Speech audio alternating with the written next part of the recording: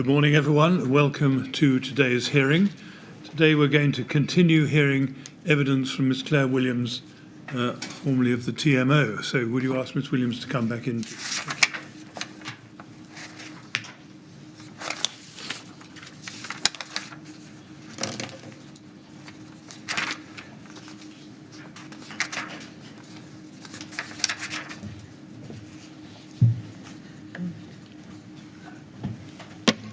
Good morning, Ms. Williams.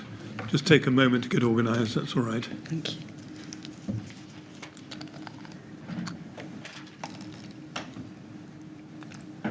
All right, ready to carry on? Yes. Yeah. Yes, Mr. Billett, when you're ready. Mr. Chairman, thank you. Good morning, and good morning to members of the panel. Good morning, Ms. Williams. Yesterday, we were looking at the October 2014 FRA. I'd like to go back to that, please, in the context of the AOV system, TMO 100042446. And I'd like to go in that document, please, to page 25.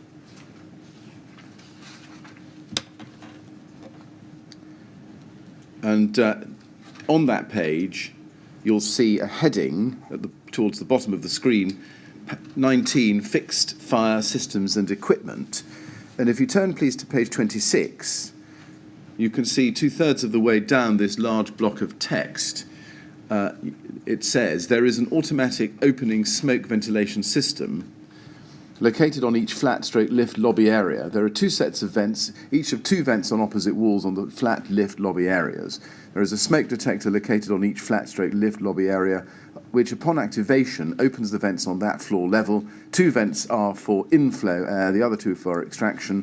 The mechanical extraction units and the control panels for these vents are located in the roof level plant room on the wall. There is a manual override facility located in the ground floor lift lobby area for use by the fire service. Please see section 17 above. Means of giving a warning in case of fire. For more information of the flat lift lobby area detectors.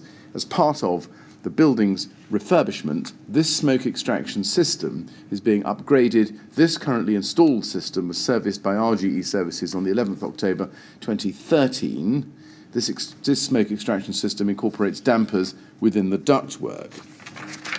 And then if we go, having shown you that, to paragraph 249 of your first witness statement, page 45, paragraph 249,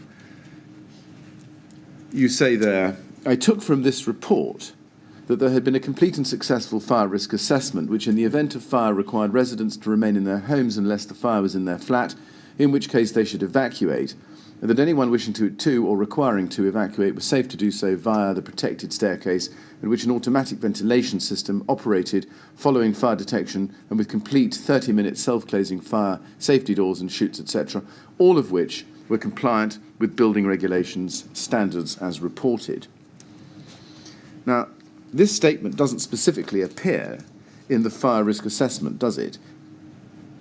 What you said at that paragraph. No, this is my comment on the report. Yes, it's your summary or analysis of what the fire risk assessment of October 2014 said about what would happen in the event of a fire.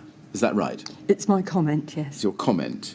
Would you agree that your comment suggests that an automatic ventilation system would be operated in the event of a fire? I think that's what I'd taken from that report, yes.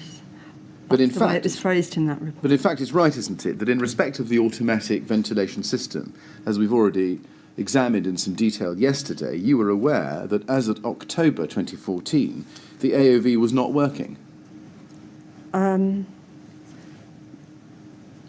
I think you're right. I think the synchronicity of this is... So how could your comment be accurate?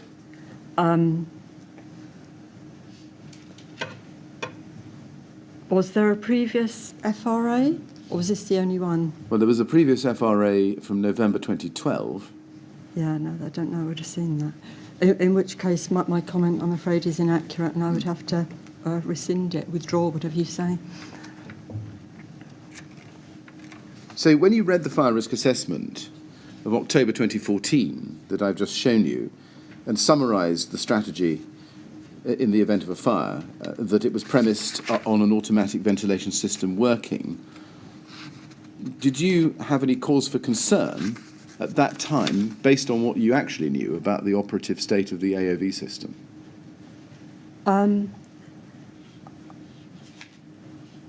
I think, so I'm going back to yesterday's evidence, that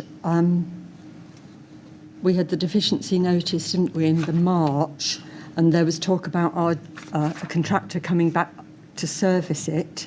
But I think, if I remember, so I'm remembering from yesterday, this is not saying my memory at the time, I'm afraid. But from yesterday, we saw in September that Chubb were going to go and service it in September. So I'm not quite sure of how this all fits together, but it seems to me about this time we were still waiting to hear from the service contractor and from Ryden's contractor or from our consultant whether or not the system was able to be worked on to provide some effective smoke detection system. So I think at the time of October, so the service contractor's report, I suspect, wasn't received, and I don't think our consultant's report had been finalised either. So I think this is a bit of a time in limbo. Well, it may have been a time in limbo, but when you read the FRA, and particularly the passage I've read to you about the AOV system, did it not strike you at the time you read that it was incomplete and therefore inaccurate? I suspect not, because so one, obviously you're looking at the paragraph I'm looking at, but also, so, you know, I wasn't so familiar with FRAs, and I think that it was a period, as I say, when it was in limbo as to whether the system that was installed was able to be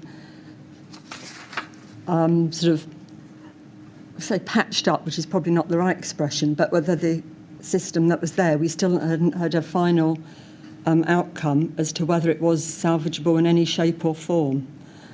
You recall, I think, from yesterday that the LFB had specifically asked that the non-operation of the AOV be addressed in the fire risk assessment.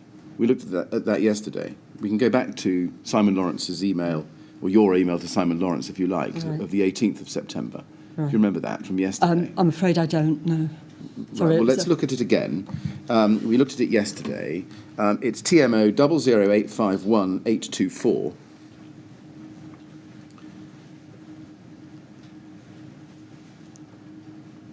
And it's point 2A. Do you remember we looked at this yesterday? And Yeah, now it's ringing bells. Sorry, yes, I we saw are quite working a lot on the smoke yesterday. vents, and the system will not be fully operational until after Christmas. They asked that this was covered in your risk assessments as well as in our building FRA. So it's clear to you at that date, 18th of September 2014, that you had been asked by the LFB to cover the non-operational, non-fully operational nature of the AOV in your building FRA. Now, if we go back, please, just to pin this down to the FRA where we were before, page 26, that's TMO 100-42446, page 26, where in the passage I've read out to you, does it say that the AOV system is either not working at all or not working fully? Yes, it doesn't say It doesn't, that. does You're it? right, no, and No. I think that's... Did you notice that it didn't say that at the time? no, I didn't notice. Can you explain why you didn't notice that, given that only 1 month beforehand, in the middle of September 2014, you were alive to the fact that the LFB had asked that it be covered? In any role, you ask people to do things and you expect them to do it. I think it's how much I can monitor what other people are doing. And obviously, I was perhaps trying to manage quite a lot of issues at this time, and so I didn't notice it. Right. So it's an oversight on my part, Right. but I say, you know, it is also a reality of work that you can't always monitor your colleagues' work. But this isn't really you monitoring your colleagues' work. You were charged with the responsibility for making sure that, so far as the refurbishment was concerned, at the least, the FRA was accurate and up to date. I'd asked that it be included in the FRA. It clearly isn't included in the FRA. Did you say, presumably you didn't raise the omission by Mr. Stokes about those matters with anybody? No, I don't believe that I picked it up. If I had, I would have. Right. Now, let's look, please, at RYD 30035549. This is February 2015. And it's an email of the 20th of February 2015 from Simon O'Connor to you. And if you look a little bit lower down the page, you can see, I've got the right reference.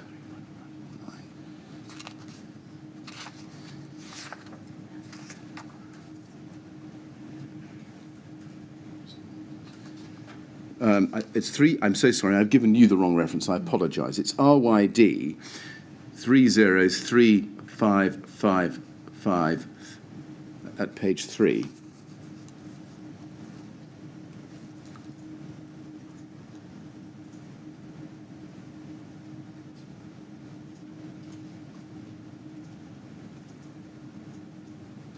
Sorry, 355.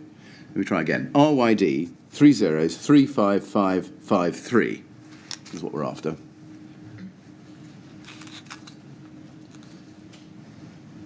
Thank you.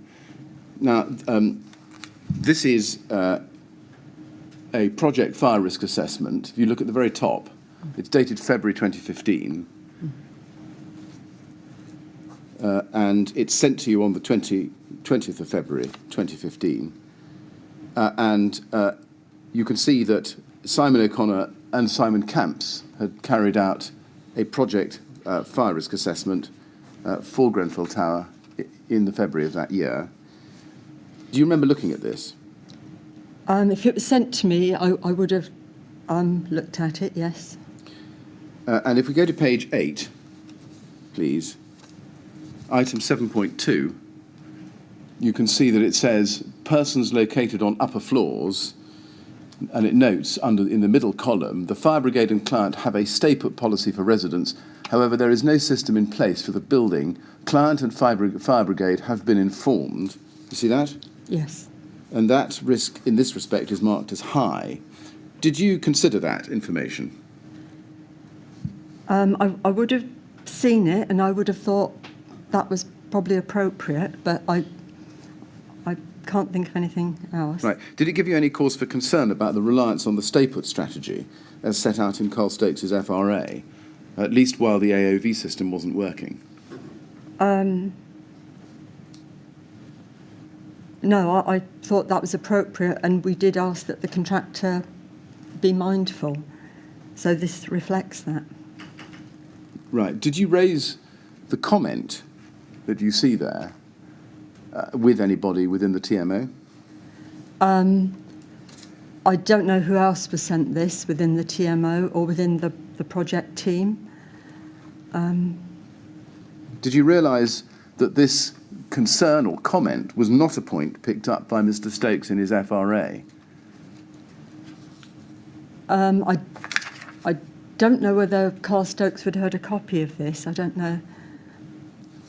No, that's not my question. My question is, when you look at the comment, Yeah. the fire brigade and client have a stay-put policy for residents. However, there is no system in place for the building. Client and fire brigade have been informed. It's the middle sentence there, no system in place for the building. Did it strike you that Carl Stokes had not covered that question in his fire risk assessment? Now, I think he didn't include it, whereas he should have included it. Yes, he didn't, but my question is, Yeah. did you spot it at the time? I didn't spot that he had not commented on the AOV system not functioning. Right, so you didn't spot that either. OK, and then if we look on at page 10, please, item 15.1,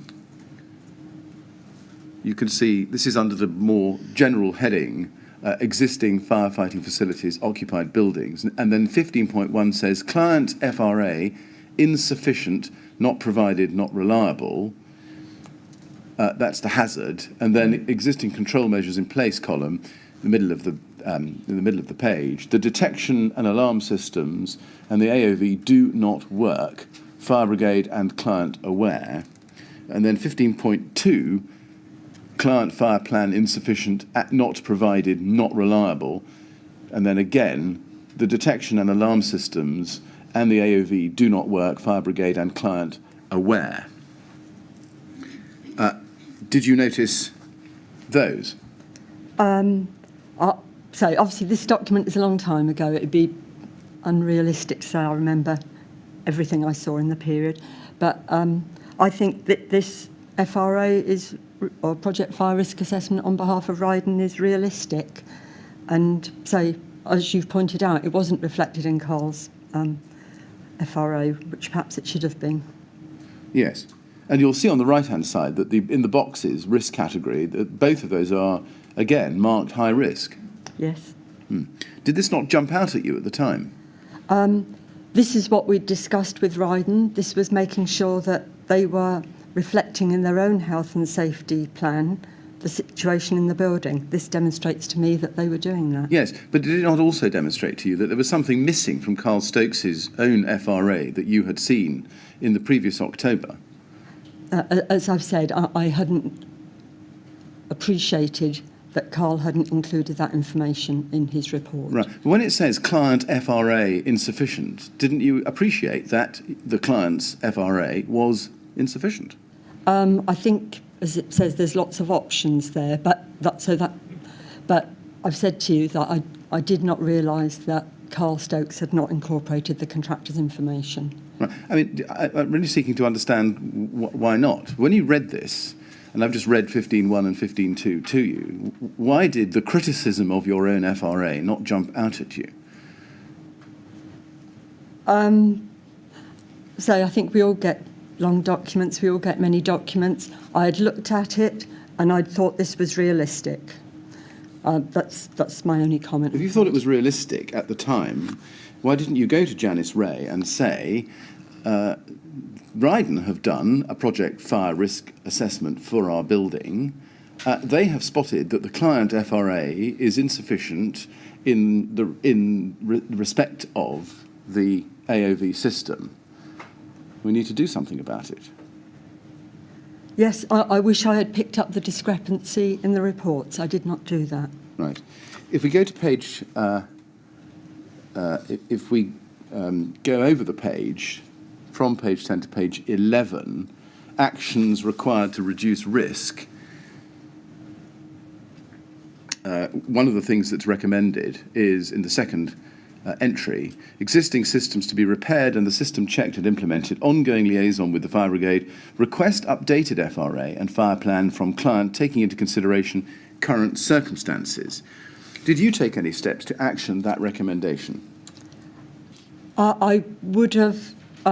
There was continuous discussion about this between Ryden and Janice, who gave us access to the fire risk assessor, and so we would always give them our up-to-date FRAs. Sorry, did you take any steps to action this recommendation by way of, let me be clear, getting or asking for an updated FRA and a fire plan, taking into account the absence of an operating AOV? I would have, yes. You say you would have. Did you? I think if we've looked at all our progress site meetings, I'm minuted there very regularly as being asked to provide information, and I did. And I say, it might not have been this that triggered me doing it. It could have been our monthly site progress meetings, but there was continuous discussion about this. It was something I have to say, and that I did introduce Janice to the Ryden team because it was quite important that they knew who the personalities were they were dealing with. Did you go to Carl Stokes and ask him for an updated FRA to take into account the inoperable AOV system? I did not. Why is that? Because I didn't manage Carl Stokes. Janice was asking him to do more regular visits, and so I don't know how often he was going, but he was going there very regularly, and he would have been there shortly after with a new updated FRA. I did not, as I reiterate, I did not pick up the discrepancy between the two reports. Did you ask Janice Ray to instruct Mr. Stokes to produce an updated FRA taking into account the inoperable AOV system? I did not, but Janice was asking him to go there on a regular basis anyway. So I did not pick up the discrepancy in the report. Did you show this document to Janice Ray? I don't remember. Can we then go to a different topic, which is personal evacuation plans? Can I go back, please, to the fire risk assessment for 2014, TMO 100042446, please, at page 21.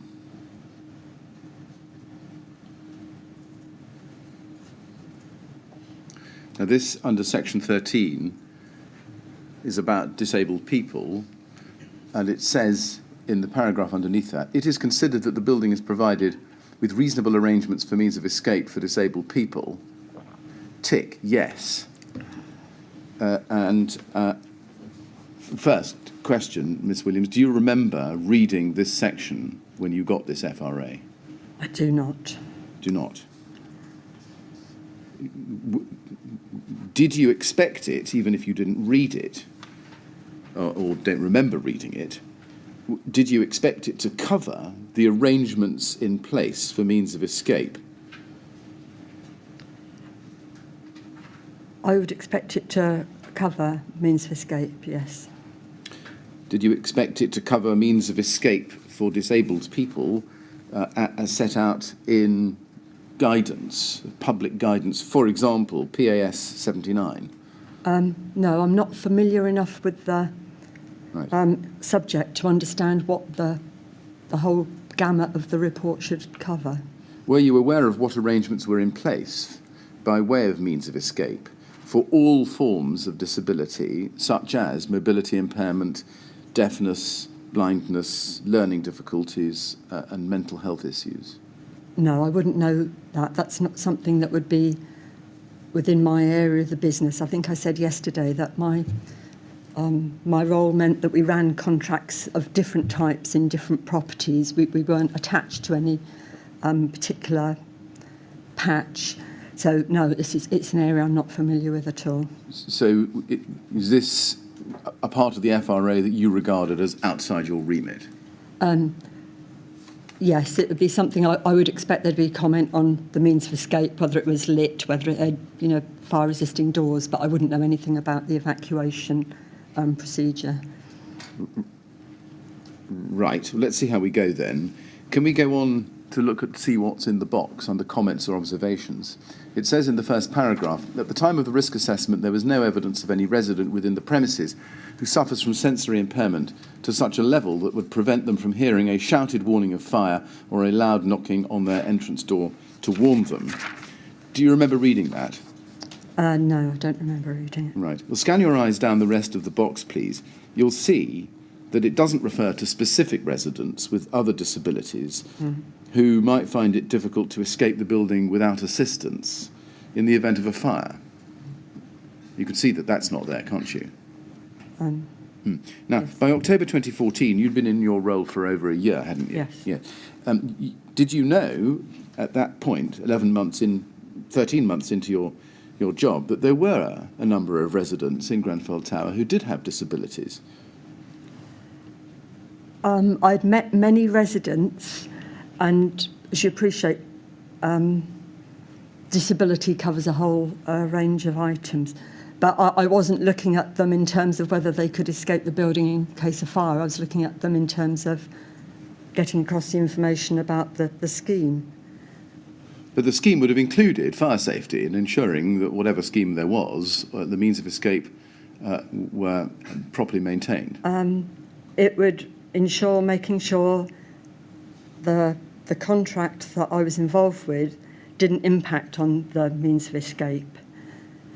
You were familiar, as you've just told us, with many of the residents in the building, and you were familiar, I think, is this right, with the fact that some of them had disabilities, and I use the word in a very broad sense.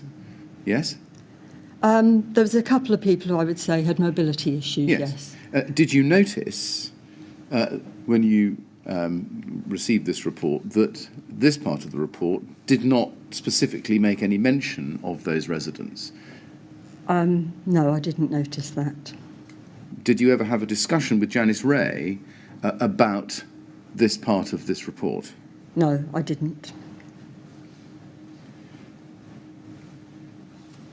Can we look, please, at RYD 30024466?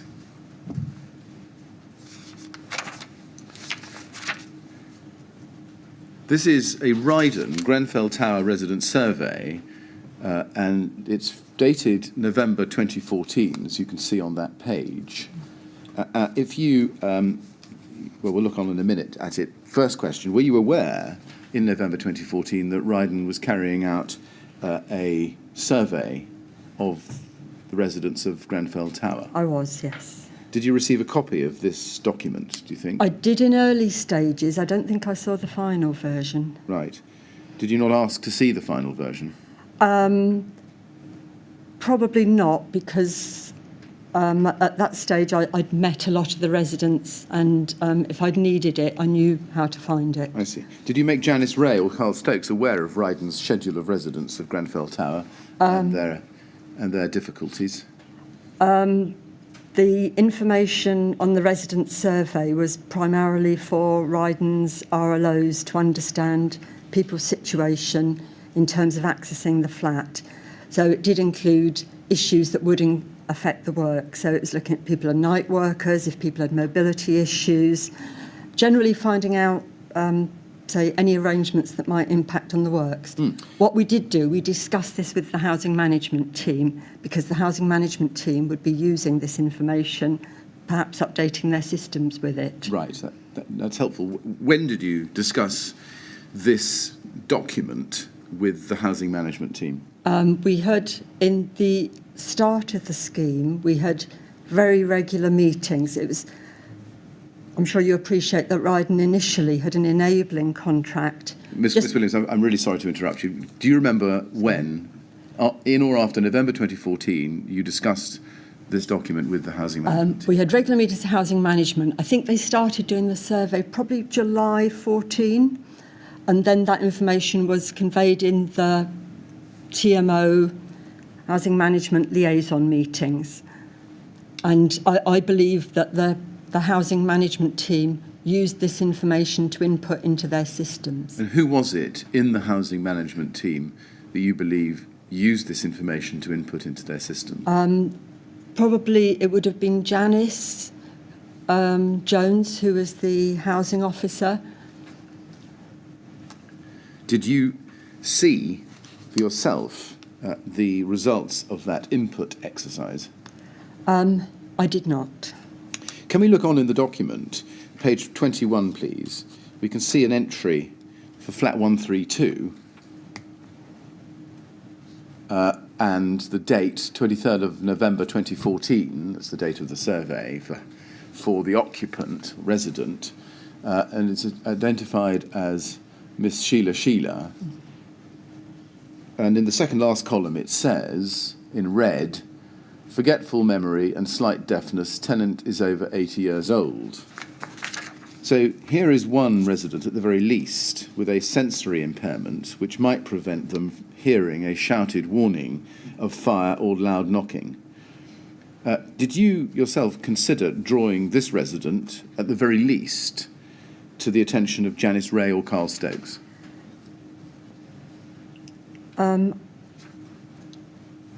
I did not, but please bear in mind that the information on residents was largely held by housing management. I would not be the person to update it because my role would be transitory. So it was more important that housing management had that information, which would then be put onto their databases for collection by others. Did you pass this document to Janice Ray? I did not. Why is that?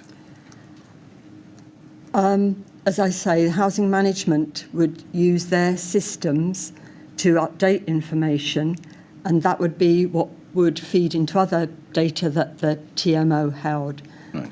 Just to be clear, so that we have your evidence on this, did you pass this document to Janice Jones? I believe that Ryden did. because it was updated, and as I say, I got early versions, but I didn't get the final one.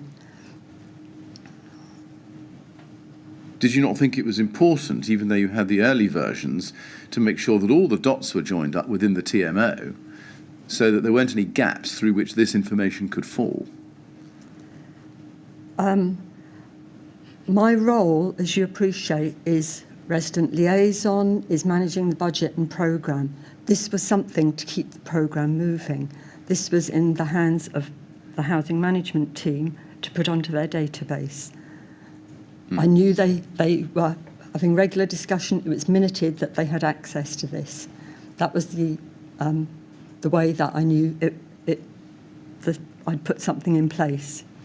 Yes, and I understand that. I'm really just seeking to explore to what extent you appreciated that this document was of critical importance, both to health and safety and the housing management team, so that even if it wasn't your role necessarily to act on this information, you knew that it was in the right hands.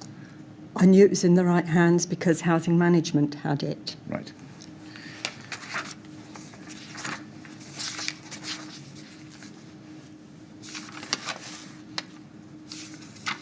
Can I then move to another question on the AOV, briefly?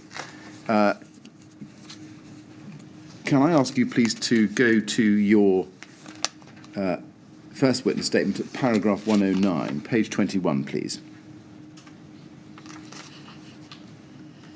I just want to pick up one thing in your witness statement on this.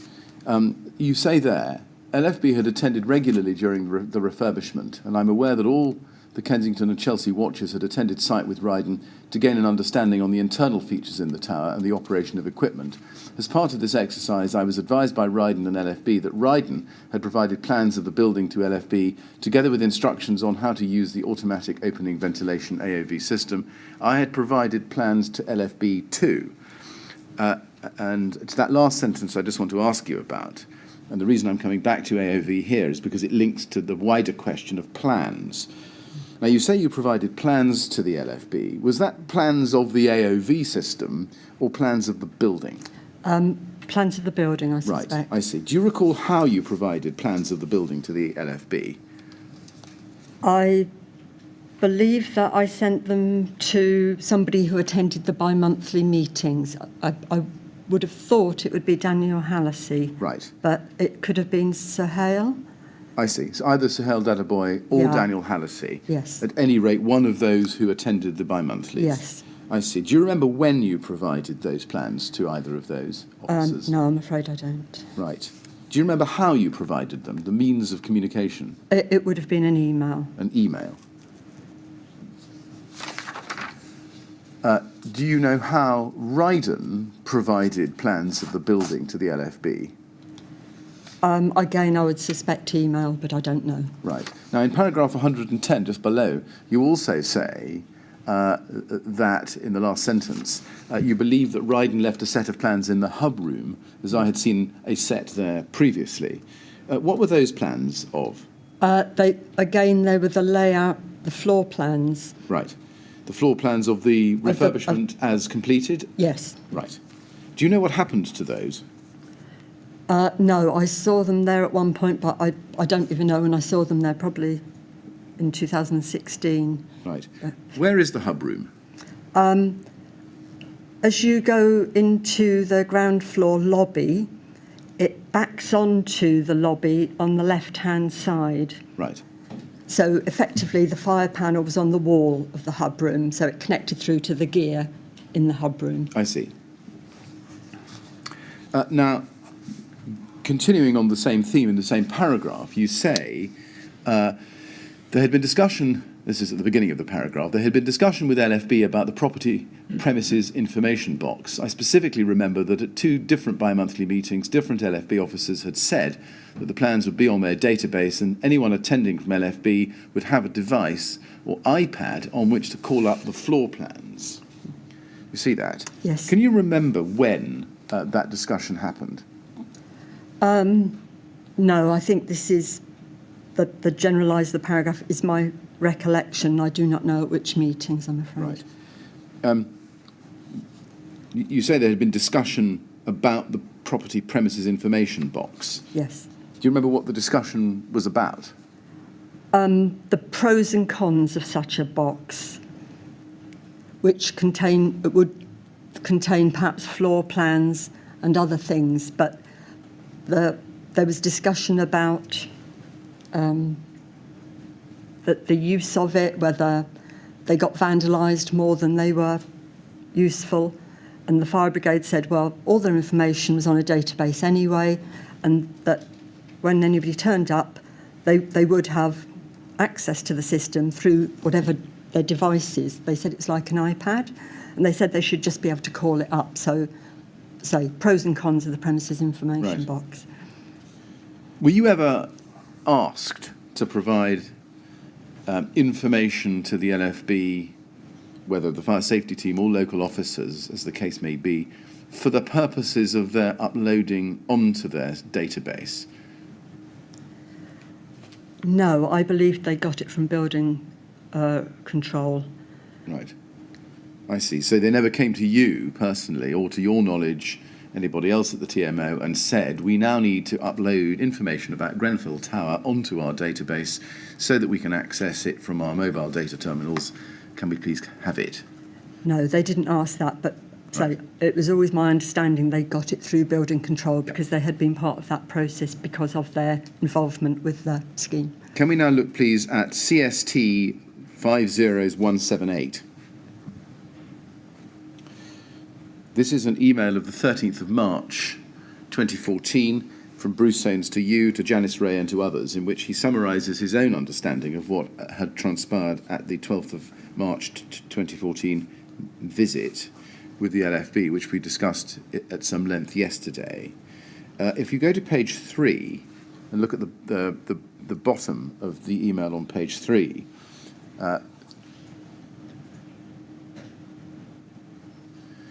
you'll see he says, it's actually 3 paragraphs above his signature. He says, proposed, do you see where he says proposed premises information packs? Yes. I'll just read it. He says, proposed premises information packs are held at reception in event of emergency to pass on to fire brigade. LFB have their own database system to which Lancaster West should be added. And if we next look, before I come to a question, at CST 402199, we looked at this yesterday. It's the letter that Carl Stokes wrote to you on the 18th of March. Do you remember that? Answering questions raised by the LFB during their 12th of March visit. Yeah. If we look at page 4 in that document, you can see that at the foot of that page there's a section dealing with premises information packs and other information. And he says there, the fire officers asked about the providing of premises information packs. I would strongly recommend that these are not provided. How did you go about reconciling LFB's clear request for premises information packs in the email I've just shown you with Carl Stokes' recommendation in this letter to you? I don't believe it was as clear a recommendation from the LFB as you have mentioned. It was a discussion about them, and I say that the discussion was about the realities of how useful they were, because quite often these boxes were vandalised. People would think there was something valuable in there or whatever. So quite often, if you go to visit a block that's got one, it will have no door on it and there will be nothing in it. I see. So there was discussion about the pros and cons of it, as I said. Did you consult anybody in order to arrive at a conclusion yourself about whether there should or should not be premises information boxes at Grenfell Tower? There was discussion with the fire brigade, and I don't think I spoke to anybody. Maybe Janice Ray and I had a chat afterwards, and that the jury was still out as to the validity of it, and Right. the fire brigade were quite clear that they had alternative means of accessing the floor plan information. Right. You say maybe you spoke to Janice Ray about it. I possibly would have, because I think we needed an outcome, and I think as we talked about it, the ambivalence towards the use of them meant that we were perhaps a little bit both against it. Right. But so that's my recollection. Janice might have been more pro than me, but so my experience was finding empty boxes in the halls of blocks. Let's go to CST 401131. This is an email from you to Janice Ray of the 29th of April. And if we look at the foot of page 1 over to page 2, that's where the email starts. And over the page on page 2 is the substance of it.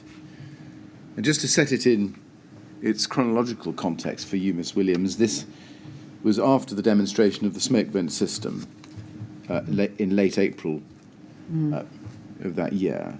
And if you go to that page, you can see you say, Janice, yesterday's demonstration went well, apparently. I arrived just in time to see the tender drive off. Two things arose in relation to the LFB. The below is riding feedback. And item 1, at the end of yesterday's BMS demonstration, the fire brigade asked whether KCTMO would have any objection to them fitting a secure information box in the foyer, which would contain safety details specific to the tower. I said that I would ask with the expectation that this would be something you would welcome. Now, the response to that from Miss Ray is at page 1. Let's just look at that. She comes back to you and says, well, you can see she forwards this to Carl Stokes, FYI, same day. And he comes back to Janice Ray just above that and says, the LFB fitting a secure information box in the foyer which would contain safety details specific to the tower or the TMO. That's his query. Janice Ray goes back to him and says, have asked Claire to clarify, and we have our regular liaison meeting with LFB tomorrow, so have added to agenda. They need to advise what info they require access to. And his response back to Janice Ray, there is no requirement for the TMO to provide an information box. Were you aware of this exchange? Yes, I think I was, yeah. Did you think that it was at odds with the LFB's request, which you were passing on to Janice Ray in the first of the emails in this chain that I've just shown you? So the LFB, that the people who'd asked Ryden were the watches, weren't they? Were the practical hands-on guys. We were meeting the fire brigade, seems like within a very short period, and say, my view is that discussion was a bit ambivalent about the virtue of them. So no, I didn't. I think there's always pros and cons of different things, and the way I've phrased it here, it looks as though the LFB would fit their own box, which is what I'd forgotten.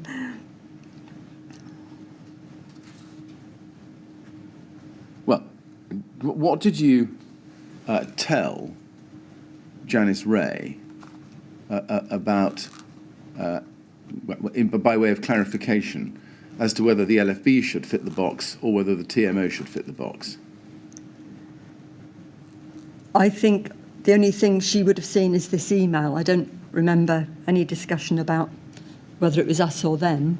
But as I say, I think from the discussion we had subsequently with the LFB that there was a discussion over virtues and problems with them. So I think it was an open discussion. I think this is Janice taking advice from our fire risk assessor. Well, let's just look at the bi-monthly meeting minute for that meeting. And let's go, please, to that. It's at TMO 100-45627.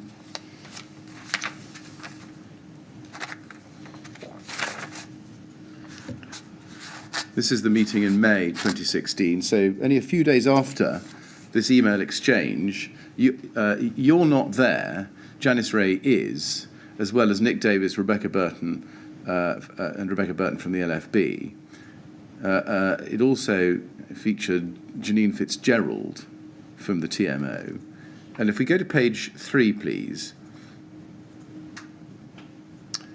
you can see that under Grenfell Tower, Nick confirmed that his colleagues had attended the recent demonstration of the fire systems at Grenfell Tower, which had been really helpful. Janice advised that she'd received some feedback that the LFB were requesting a premises information box be installed in the tower. Nick confirmed that this was the case. Janice asked him to confirm specifically what documentation LFB require to be stored in this box. Nick agreed to do so, but advised that the details of the operation of the AOVs would definitely be required. So it looks from that as if the LFB made it very clear that they wanted a premises information box to be installed. Did you know that? I didn't know that they. I don't remember knowing that they asked again. Right. Did Janice Ray not come back to you after this meeting, early May, and say we need to have a premises information box in the foyer at Grenfell Tower because the LFB have asked for one? I think probably there might have been more discussion, but can I note that when the fire panel was put in place, there was in there probably an A3 laminated sheet giving a description of how to use the AOV and where the override systems were. So whereas perhaps there weren't thousands of drawings, there was an A3 laminated sheet which described the floors, it described how to use the override system, and that was visible in the glazed panel. Yeah, just focusing on my question, please. Did Miss Ray come back to you after this meeting and say there must be a premises information box as defined, as you knew about from Carl Stokes's letter of the 18th of March, in the foyer at Grenfell Tower? I don't remember, I'm afraid. Right. Can I then turn to the question of floor numbering? I'd like to start, please, on this topic with paragraph 59 of your second witness statement, TMO 00842312 at page 13. And you say there, I am confident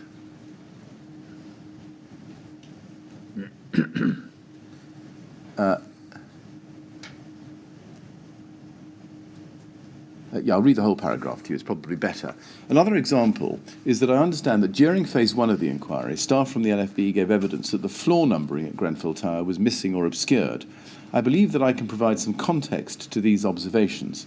I'm confident that there was floor numbering at the tower at the time of the fire, as prior to the refurbishment project, the communal staircase at Grenfell Tower was not numbered.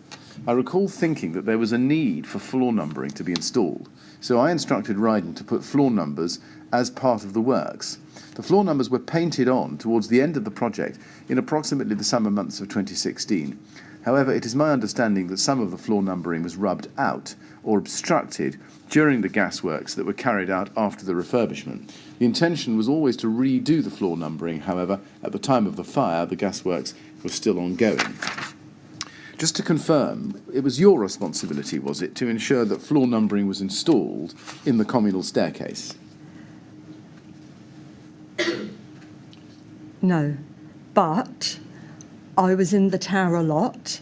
I delivered newsletters by hand, and I found it confusing to know where I was.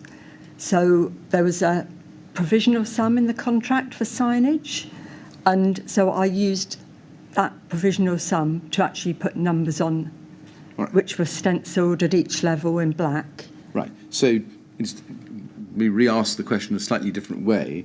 Did you assume responsibility for ensuring that there was floor numbering in the communal staircase? I chose to instruct that the provisional sum be used for putting the numbers on, because I think a couple of people had in biro written the level of the floors, but I used that staircase a lot, and I found it helpful, and I didn't know how postman or whatever delivered. So I don't think it was my responsibility, but it was something I added using a facility I had within the contract. Using your words, not mine, did you choose to instruct the application of the numbers because of your own observations about the inadequacy of what was there, or because you had been asked to do that by somebody else? It was my own initiative. Right. Let's look at TMO 1001093.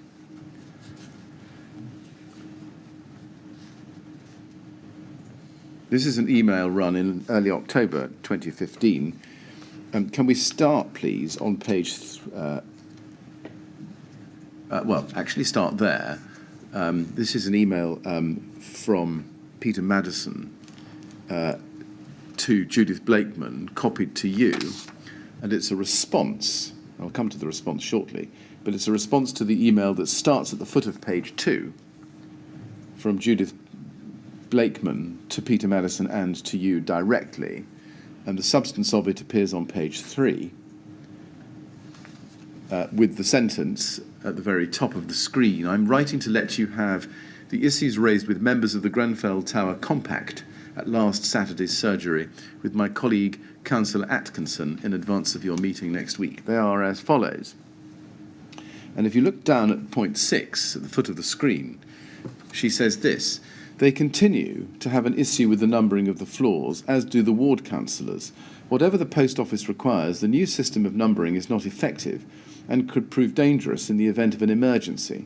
The notices about the floor number changes are not prominent or secure, and in any case would not be helpful to children, anyone who does not read English, or indeed anyone with literacy problems.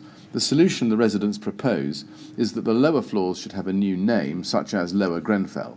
We believe that this issue does require some further consideration. Now, do you recall that this issue about floor numbering had been the subject of complaint since at least March 2015, when the compact was first formed, if not before that? Yes, but there's a different issue from what we just talked about and the physical numbering of the floor levels. This is about the changing of the numbering of the floor levels with the introduction of the new flats at the lower levels. So it's not the physical stenciling of the numbers on the staircase. This is about us changing the numbers of the levels to accommodate the new properties. I see. So, just to be clear, so far, what you did on your initiative is to get Ryden to make the numbers clearer and bigger. Is that right? To actually put them in. On the staircase, that there were only numbers that people had put in biro.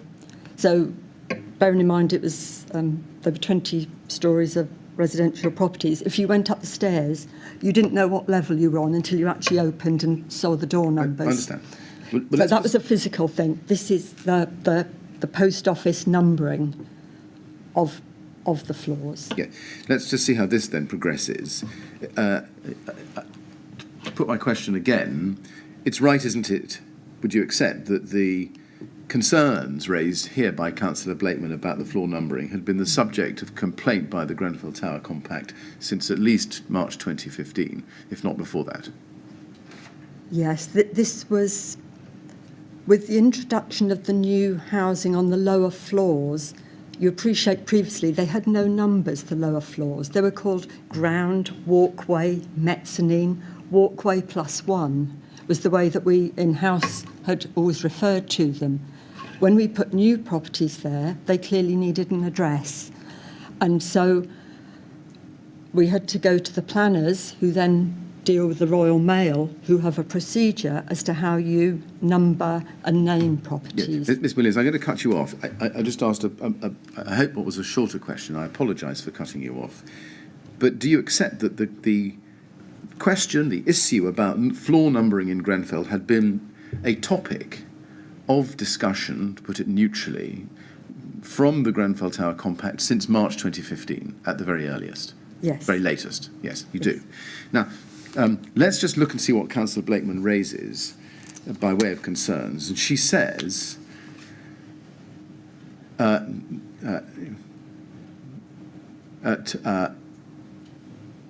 she says in para 6, as I've read to you, that it could prove dangerous in the event of an emergency.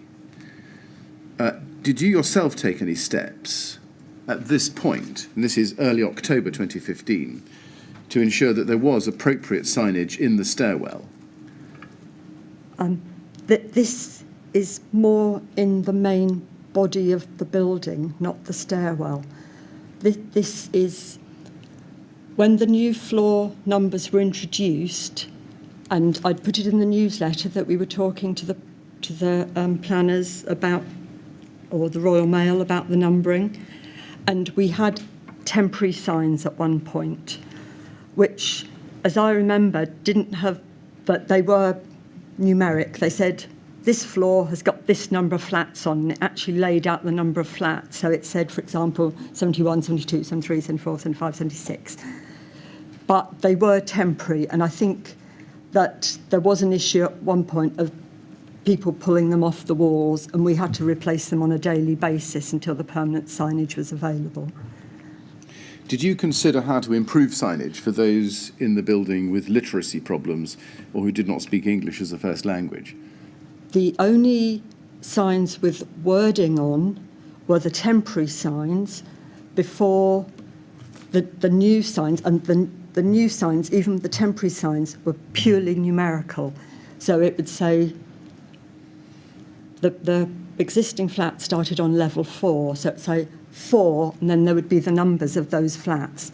So the only signs we put out that actually had a written description were saying something along the lines of, remember the floor numbers have changed. I think the point that's being made by Ms Blakeman in the middle of paragraph 6 is that the notices about floor number changes are not prominent or secure and wouldn't be helpful to children, anyone who doesn't read English, or anybody with literacy problems. My question is, did you consider what to do about that? I believe she's referring to the temporary signs, and as I've said, they were numeric, but they were quite often pulled down. But as I say, the only thing I can think of when she says about literacy problems is there was, say, a little reminder notice saying, remember the floors have changed, which was put by the lift buttons. Councillor Blakeman proposed renaming the floor numbers, as we can see. Did you consider that proposal yourself? We had gone through the prescribed process where you get your addresses and numbering through the planners who talk to the Royal Mail. We had thought that we might do something like -0, -2, -1, but again, that didn't meet the Royal Mail procedure, which is based on clarity and specifically in case of an emergency.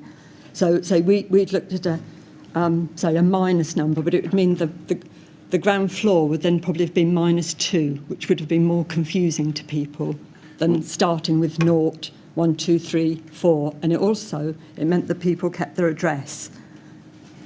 It was different, which is why, you know, any change affects people. These people, as I say, many people live in the building a long time.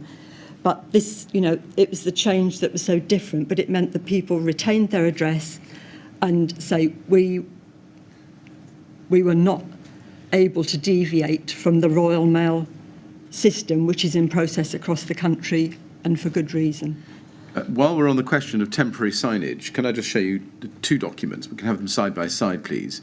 IWS 402331 and IWS 402314, please.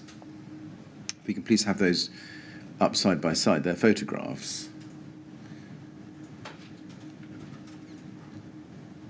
You refer to the temporary sign in your evidence. Yes. Is that the temporary sign on the left-hand side? I know it's... Yes, that is, and yes. This is the one that I'm saying it was with the housing management team and with Ryden. If either of them saw it down, they would reprint and put it back on the wall again. But so they were pulled off the wall frequently. But as I say, it is numeric, which is why I'm saying there shouldn't be an issue for anybody who didn't speak English. Well, it's not all numeric, is it? I mean, the three words at the top are in English. They are, but I think people are generally sensible and able to translate this information. Right. Can you account for why such a flimsy means of communication was deployed? These were temporary signs before the new, I think they were stoved enamel signs were made up. I mean, they were even more temporary by the fact that they were so easily removed. I think we assumed people would appreciate them being there, but as I say, I think they were pulled off. I think this looks like it's taped, but we had ones that were screwed down as well. I mean, even though temporary, why not have something that was a little bit more solid? I think that Ryden were procuring the new signs. I don't know if they were going to take a day or a week to come, but this was a temporary measure, and I say they were replaced. If we found them on the floor, they were replaced, and say they were actually not always just taped. We had them screwed to the wall at one point, so we did everything we could, but also people would get used to it. But I say it is the change that was obviously what caused residents disquiet, and understandably, but say the alternative would have been to renumber the flats, which was, in my view, more distressing or more confusing. But David Collins gave evidence that this actually fell off the wall, wasn't pulled off, it fell off. I think there was both events happened. I think it was pulled off as well as, because as I say, we did actually secure them more firmly. Can we go back to the document we were on then, please, a moment ago, which was the Blakeman email of the 2nd of October 2015. I'd like just to look at paragraph 7 in that now, please, page 3. This is yes, thank you very much. If we just scroll a little bit further down for you, paragraph 7. It says, they would like another independent investigation of the arrangements in the event of a fire. Perhaps this might be better carried out at the end of the project, although I think they have concerns about what would happen during the works in the event of a fire, especially because of the floor numbering problem. This request should also receive further consideration. Now, we've already looked at the concerns raised by Simon O'Connor and Simon Camps in their February 2015 project fire risk assessment. Did Councillor Blakeman's request here prompt you to seek a further FRA from a different assessor? I was copied in. I don't think I was the recipient of this email, but you were actually. If we go to the bottom of page 2, you were. Do you want to no, I'm saying I'd seen it. I didn't think it was to me. I thought it was to Peter, but. Well, it was to both. Sorry, forgive me. It was to both of you. I thought I'd shown you that, but we can look again. No, don't worry. I've got no reason to disbelieve you. Right. But I think it would have. There was quite a lot of issues here, so I suspect I would have sat with Peter and talked about it. But I think what it says about the floor numbering problem, the floor numbering actually was, made it easier for the fire brigade or others in case of emergency to understand where properties were within the building. But I think I would have talked to Peter about this. I wouldn't have, because there was a lot of issues, we would have sat and gone through them. Did you discuss with Peter Maddison having another independent inspection of the arrangements by going to a different fire risk assessor and getting a second opinion? I think we would have discussed it all, but I don't remember specifically any conversation about any particular item. I think obviously there'll be a response which may be more illuminating. We'll look at that. Do you remember whether this email was sent to the complaints team? I do not know.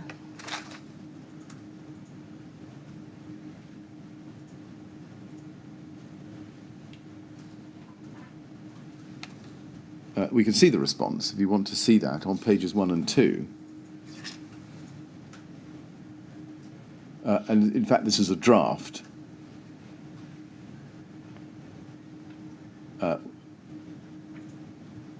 looks like a draft. And paragraphs 6 and 7 straddle pages 1 and 2.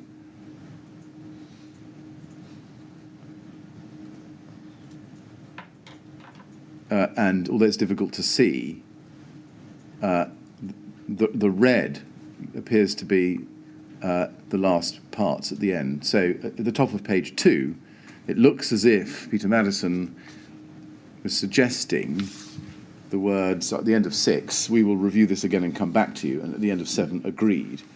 Do you remember whether those items were taken further, as Mr. Maddison indicated? Number 6, as I say, we did look at whether we numbered the floors -2, -1, but that was not acceptable to the authorities. And on number 7, it says we'll receive further consideration.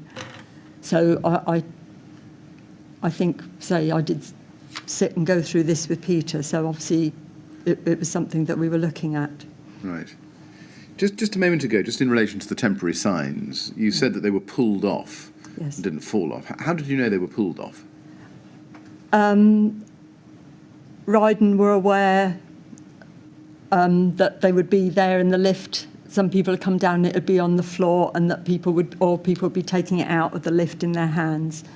So it was witnessed by Ryden. Who told you that? It would be Linda Prentice, who was their RLO.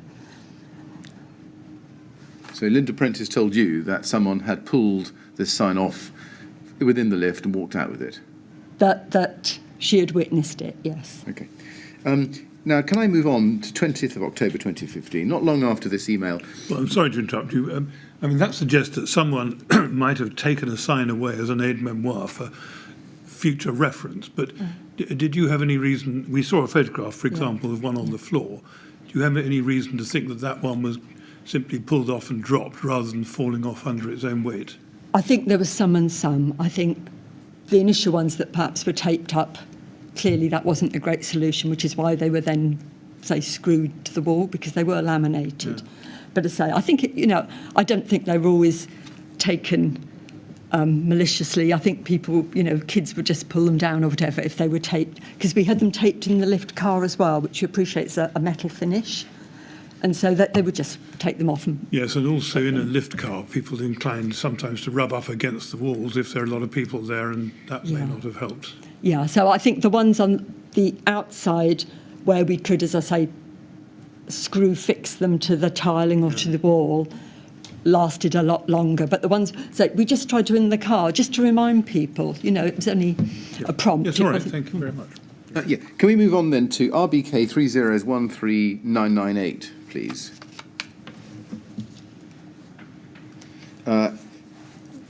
This is a bi-monthly meeting minute, 20th of October 2015. We can see that you are there, as is Janice Ray, and from the LFB, Dan Hallisey. Rebecca Burton, not there. And if you go to page 3, please, you can see paragraph 8. Grenfell Tower floor numbering. And you say, it says, Claire briefed the group on the issue of floor numbering at Grenfell Tower, specifically to take account of the new residential floors. It had been proposed that we renumber the floors in sequence, ground, first, second, etc. The flat numbers and postcodes, etc. will be unaffected.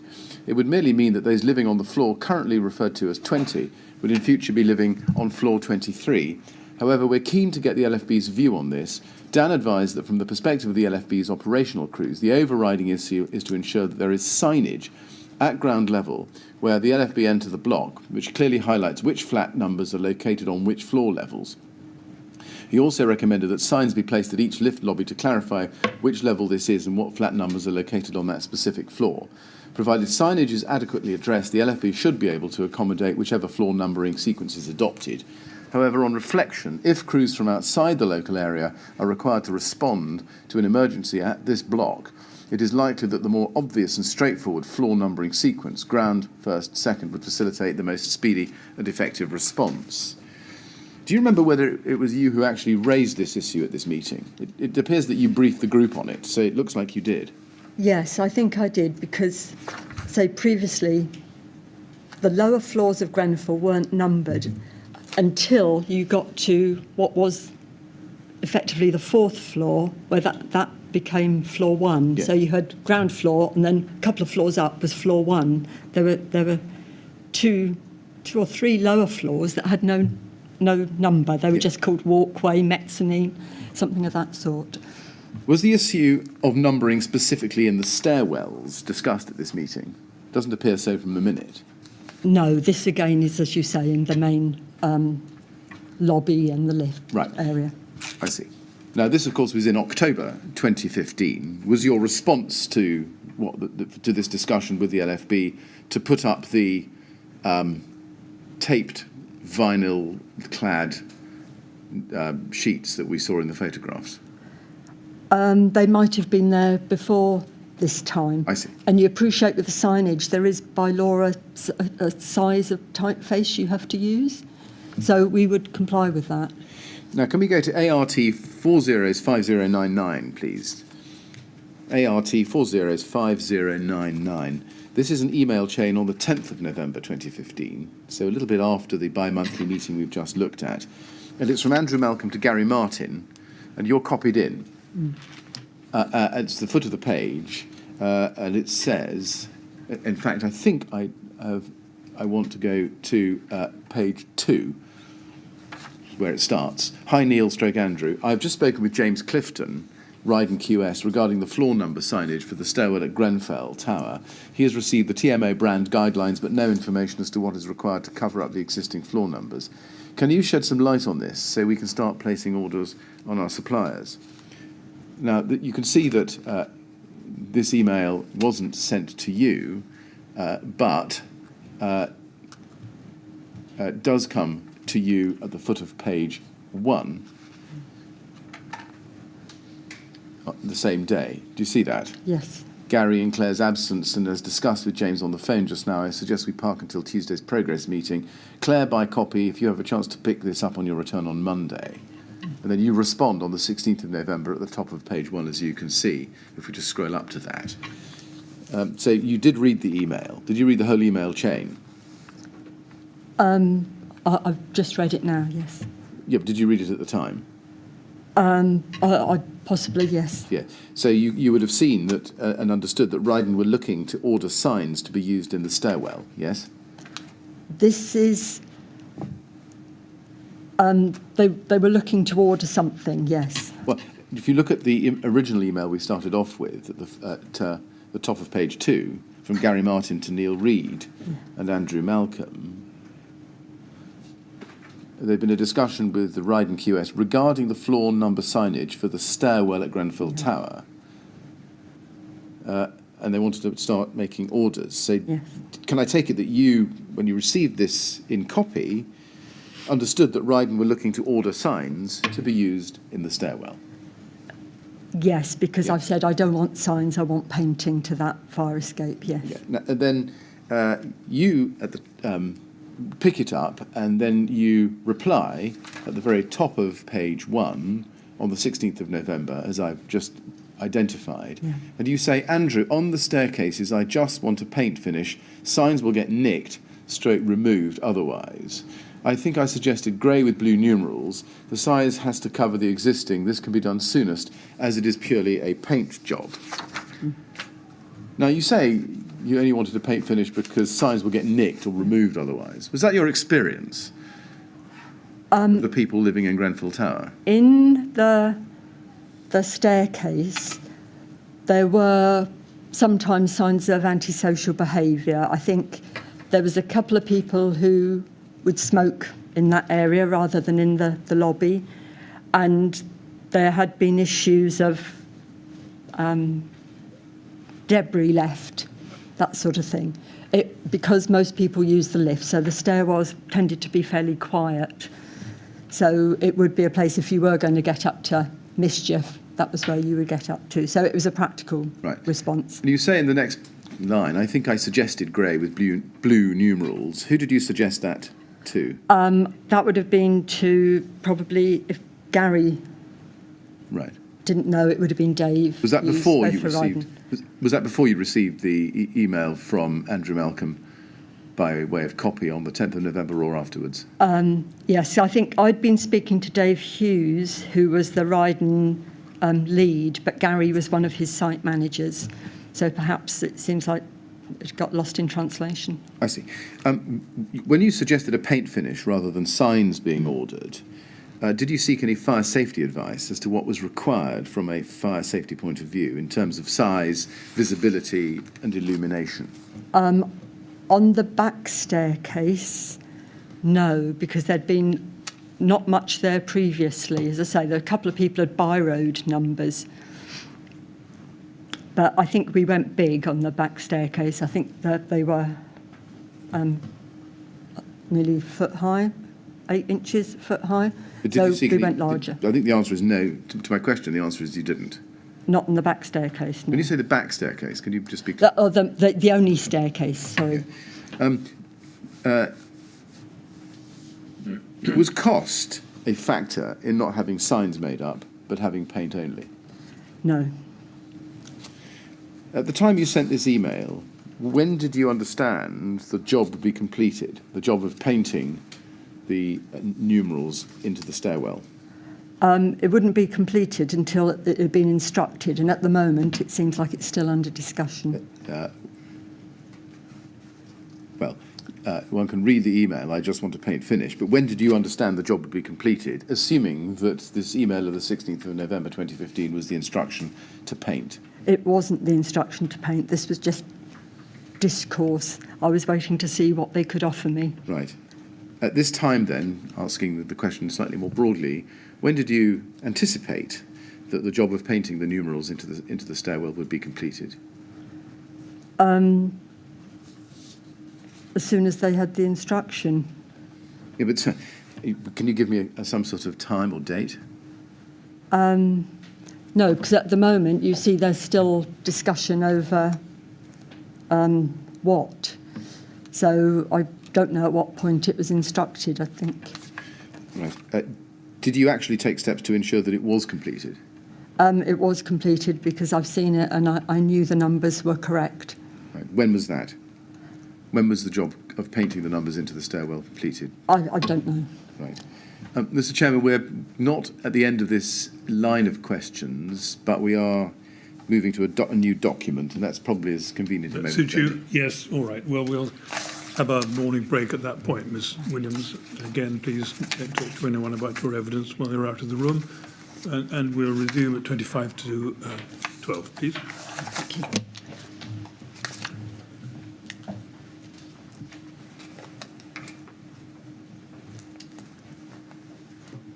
Right, 25 to 12, then, please.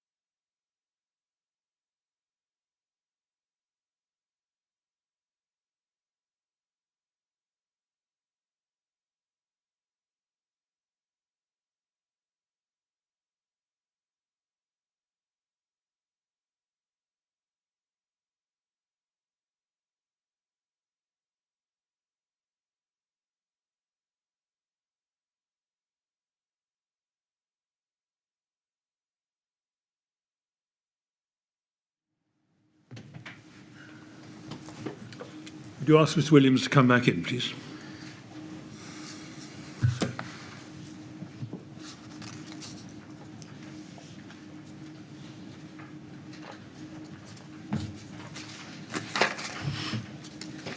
Right, Ms. Williams, ready to carry on? I am. Thank you very much. Yes, Mr. Millett. Yes, thank you very much, Mr. Chairman. Ms. Williams, can we continue with this story? Next, please, at RBK 3052621. Now, I'm going to show you an email here, which is from Judith Blakeman to Janice Ray and Peter Maddison, and also to the complaints team. In fact, it's primarily to the complaints team. 1st of December 2015, you're not copied in on it, to make that clear to you, and it says this: in the event that one of the emergency services receives an urgent call-out to attend to a problem in Grenfell Tower, such as a fire within a flat, how will they easily locate the address? There are no signs, either beside the lifts or in the lifts, to indicate the new floor numbers where the flats are located. The previous very sensible numbering system has, as you know, been changed, causing significant confusion, especially for visitors. If the emergency services had to attend a flat urgently, this is not helpful. Please do not just put up a temporary piece of paper setting out the new floor numbers. Each time this has happened, it has been removed. I would appreciate a swift response.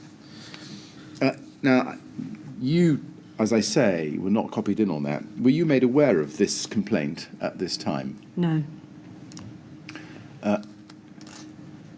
Was it factually correct that as at or around the 1st of December there were no signs either beside the lifts or in the lifts to indicate the new floor numbers where the flats are located?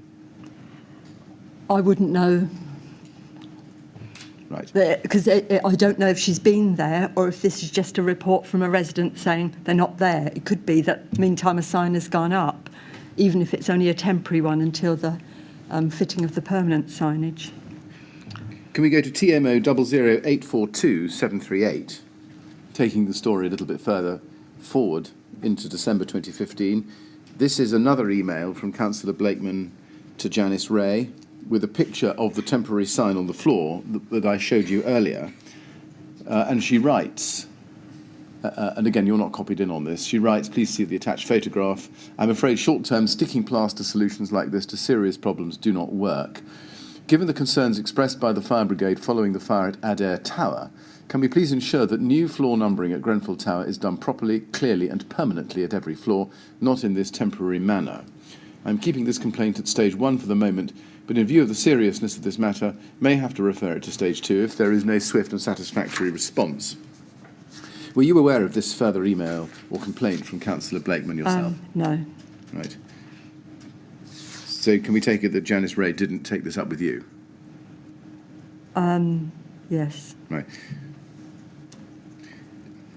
Do you remember whether either you or anybody else at the TMO sought any advice from Carl Stokes about floor numbering? I did not. You did not. Let's see how we go with this then. Can we go to CST 402025, please? This is an email from Carl Stokes to Janice Ray, dated 16th of December 2015, not copied to you.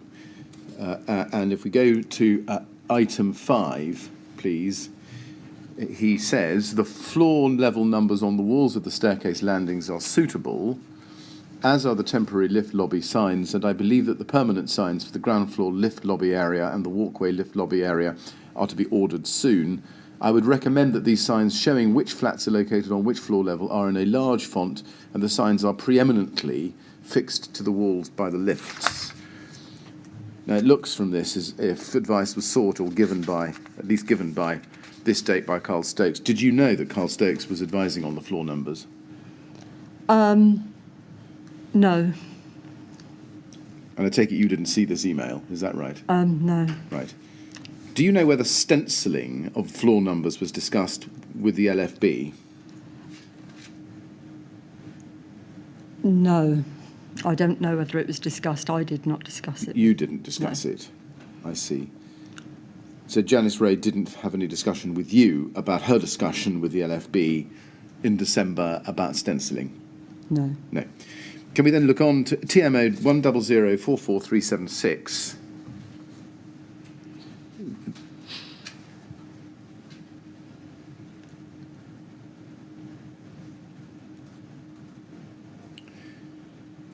TMO 1004436. This is an email from Carl Stokes to you, a copy to Janice Ray, dated the 20th of January 2016.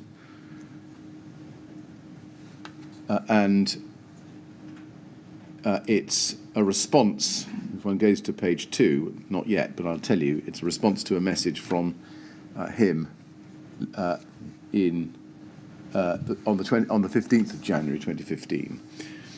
And if you look at it, he says, "Good afternoon, Claire. Reference your list of items to discuss regarding Grenfell. I'm meeting Janice next Tuesday at 12:30 at the Hub to go over some fire safety issues. Could we discuss the Grenfell items at this time as well, please? Could I also add to your list?" And then he sets out a number of things and then says Carl at the bottom. So that's off your screen. If we can just scroll up, please. And then below Carl, he says your items were, do you see that? And then Yes. below that, number 4, fire escape signage. Yes. Do you think you also spoke about signage for floor numbering with Carl Stokes, or communicated with him about that subject? I do not remember talking to Carl about the planning stroke Royal Mail allocated floor level approach. What about signage more generally? I don't remember talking to him about it, but we would have explained to him what we were looking to do, and obviously he would know that there would be prescribed signage for fire escape. Did you ever seek Carl Stokes' advice or approval of the approach to signs, floor signs in the stairwell that you were proposing? No. Why is that? The signage in the lift lobby areas, as I say, was prescribed in terms of what you need for means of escape. At the back, in the staircase, I didn't talk to him about it because initially it wasn't proposed. As I say, it was something that I instigated when I found that there was the numbering system there was reliant on residents having written in biro. So no, I didn't talk to him about it. So when on your list you had item 4, fire escape signage, what was it that you were hoping to get from Carl Stokes on that topic? That would be explaining the signage that was proposed in the lift lobbies. What and where.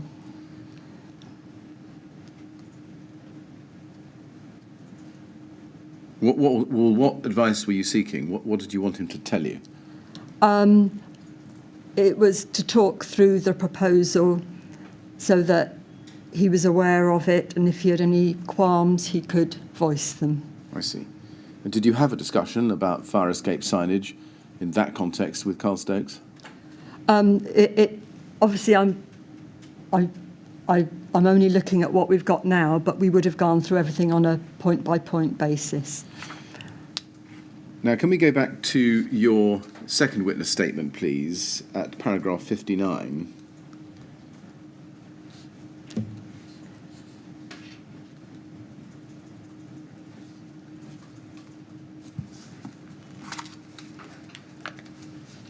And you say there, in the, and I've shown you this paragraph already, but you go on to say 4 lines up from the bottom of the paragraph, however, it is my understanding that some of the floor numbering was rubbed out or obstructed during the gasworks that were carried out after the refurbishment. The intention was always to redo the floor numbering, however, at the time of the fire, the gasworks were still ongoing. I just want to show you 1 or 2 photographs of the floor numbers. Can we please go to RHX 6012 at page 164. RHX. This is a photograph contained in Rodney Hancock's expert's report to the inquiry on gas engineering. And on that page, you can see that there are two photographs, one with a large red 4 on it, and then a blown-up version of the same image. Do you see that? Yes. Now, looking at the small black number below the light fitting, is that what the floor numbering looked like in the stairwell at the time of the fire?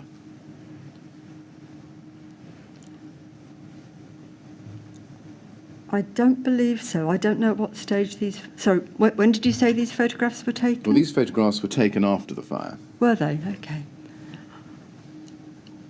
So more likely that the small black ones rather than the big orange ones, yes. Yes, and are the small black numbers fairly representative of the numbering on each floor at the time of the fire? I think they look a bit small to me. They were bigger in my recollection. Right. But at any event, the big red 4 wasn't the way in which the floors were numbered, was it? No, it was stencilled. Now, can we go to page 166 of this report, just 2 pages on, and you can see there another photograph. And can you see that, again, you've got a smaller version and a bigger version. This is floor 6, Yeah. as you can tell from the spray-painted number in the top image, and then the blown-up version, or the bigger scale image below it. You can see that the number 6 has been obscured by the light fitting being moved down the wall in order to accommodate the black gas pipe and the boxing in immediately above it. Do you see that? Yes. Is that what you mean in your statement by saying that the numbers were obstructed by the gasworks? Yes. What did you mean when you said in your statement that they were rubbed out? I think in some cases that they'd had something, I don't know, it was a paint finish or something like that, that they were obscured by not equipment but by a paint finish or by something of that sort. So I can't remember what it was, but it was a finish rather than equipment. Right. When did you become aware that the floor numbers had been obstructed by, for example, the moving downwards of the light fitting to accommodate the gasworks? Very late on, because you appreciate that the gasworks were done after Ryden's contract had finished. So probably not till 2017. Do you know do you know why it came about that the floor numbering had become obscured by the moving of the lights? I wasn't aware that the gasworks were underway until I went to the block at one point to talk to somebody. And when was that? That's what I'm not sure, but it would have been, I think it was 17, that I realised that the gasworks were underway and that they'd impacted on the staircase. Right. At that stage, were you concerned that the moving of the gas light, the moving of the electric lights so as to obscure the numbers because of the gas works would cause a problem or might cause a problem to fire crews attending the building in the event of a fire? I wasn't involved with the gas works until I saw what was going on. So I didn't know how quickly they were going to finish up. So they didn't, as you've seen, consistently obscure the numbers. But I say, I thought that the gasworks were in the staircase were progressing and would be completed shortly. So I thought for a short period, yes. Right. Did you raise this question of the obscuring of the numbers, the floor numbers, either with Janice Ray or with Carl Stokes or with the LFB? I did not, but bear in mind they'd only been in place since I'd instructed them. Prior to that, the numbers were byroed on the staircase. No, I understand that, but having instructed them, well, let me ask it this way. The black stencil numbers that you see, were those the paint job that you had instructed be applied? The black ones, yes. So, and I assumed that defects, which was the defects period, the end of the guarantee period was shortly after the fire, that we would be coming back and reinstating them. Right. Just go back 2 pages. I just want to clarify something, please. Go back 2 pages in this document to the 4. And if you look at the lower photograph there, you can see the black stenciled 4. Yes. Was that the paint signage that you had instructed be applied? Yes, they were all close to the light so that you could see the floor number easily. Right. Were you happy with that size and font? Yes, at the time, yes. Did you take any advice either from Carl Stokes or the LFB about whether that was an appropriate size and font for the floor numbering? I did not, but I understand that it is bigger than we were required to have. Right.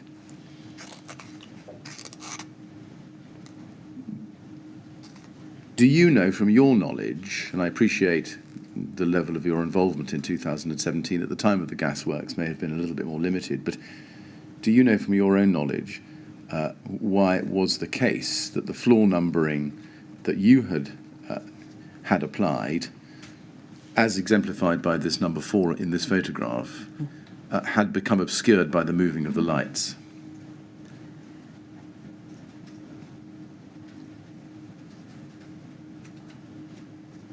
Sorry, will you ask me the question again? I'm not sure what you're trying to... Yes, do you know from your own knowledge why the floor numbering had become obscured by the moving of the lights and that something wasn't done about it so that the floor numbering remained visible? No, I wasn't leading on the gas pipe works. As I say, it was only when I went to the block that I realised that works were underway. So, no, I wasn't involved, I'm afraid. Can I now please turn to the subject of flat entrance doors? Mr. Chairman, I think I'll continue. Yes, please do. I think steps are being taken to prevent too much disruption. I'm going to ask you about flat entrance doors. Can we start with MET 30019959, please?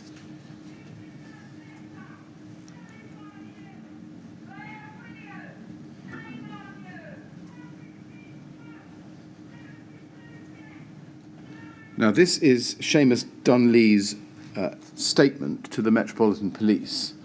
Seamus Dunlee, you may help me with this, he was a handyman for the TMO, and he says he raised possible issues with the glazing in the fire doors being used in the replacement scheme.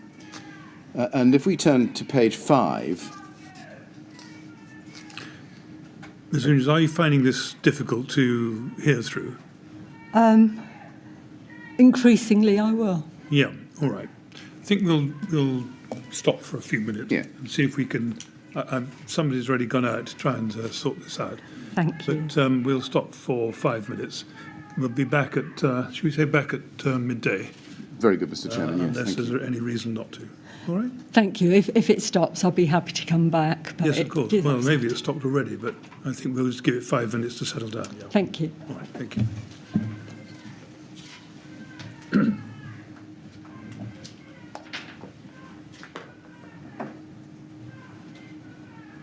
All right, Mr. Phillip, we'll rise for 5 minutes. Thank you.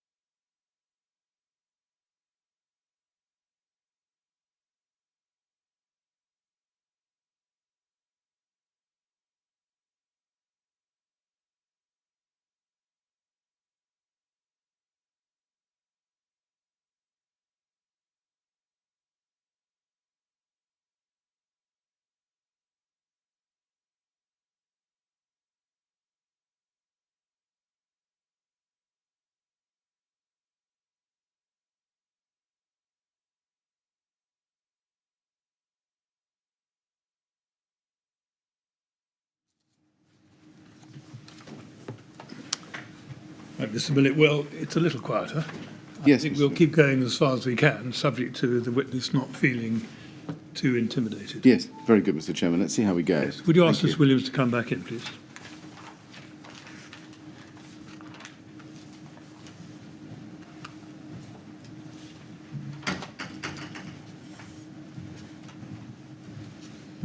Right, Ms. Williams, I think it's all right to carry on. Try not to worry about what's going on outside. No, I will try. No, I do understand it's a bit distressing, but Yes. just listen to the questions and try and answer them succinctly and Yeah. forget about what's going on there. Thank you. All right?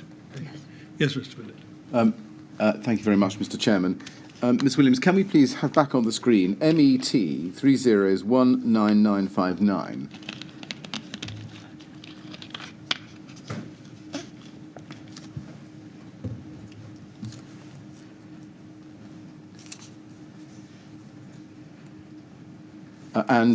This is page 5 of the statement of Seamus Dunley, who was a handyman for the TMO, which he gave to the Metropolitan Police. It's part of their investigation.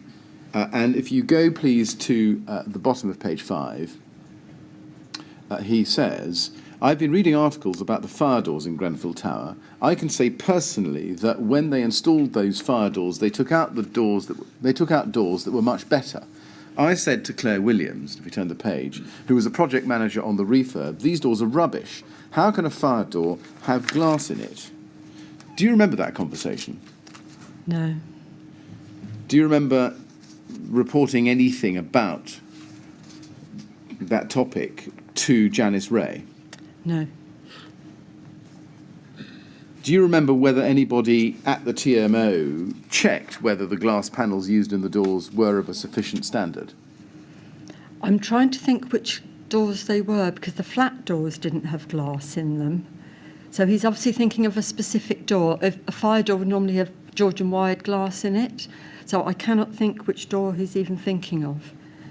I see. Can we then go on to the top of the next page where we were and the next paragraph down? He says, the old fire doors which were replaced were not multi-lock doors. They had 2 locks. One was a deadlock. They had 3 types of door that you could have chosen. One was solid, one had a glass rectangle, and one had glass across the top in a dome shape.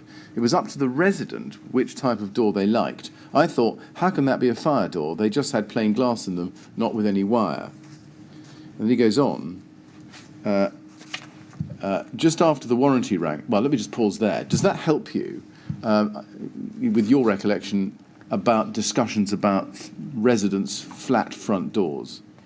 No, I'm afraid it doesn't, because this was before my time. It looks like residents were giving some sort of choice, but Right. my recollection is that all the doors that were there were solid doors. Right, I see. So you don't recall any discussion in your time from September 13 No. about whether or not the residents' flat front doors, if they had glass in them, were proper safety doors? No, and I don't remember any doors being glazed. My recollection is that all the residents' doors were solid doors. Right, that's your recollection, is it? Yes. Then he goes on, if we look at the next paragraph down, just after the warranty ran out, the doors started going wrong. They had internal door closers that were pulling out from the door because they had tiny little screws holding them in, and they had a massive fat spring inside. The door had a hole drilled into it, had an enclosed spring that went into the door, and would have a chain which attached to the frame. The springs were quite big, and the screws that were holding them in were too small. Some of the screws were pulling out of the door, and some were pulling out of the frame. If it's coming out of the frame or the door, the chain goes round, you can't shut the door. You can't reattach it because of the fixings. So I would have no alternative but to remove it. I think I did this to about 10 doors.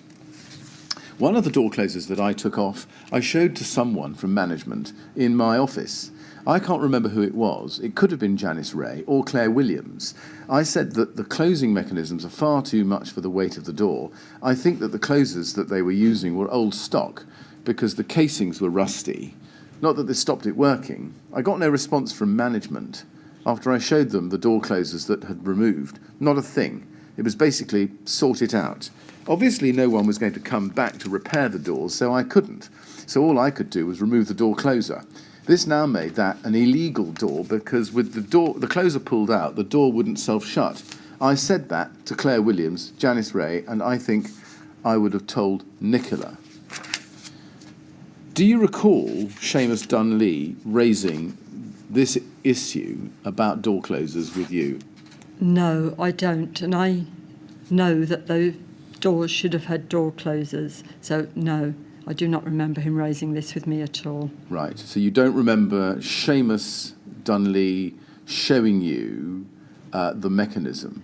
No, I don't believe he did. You don't believe he did? No. Or is it you just don't recall him doing it?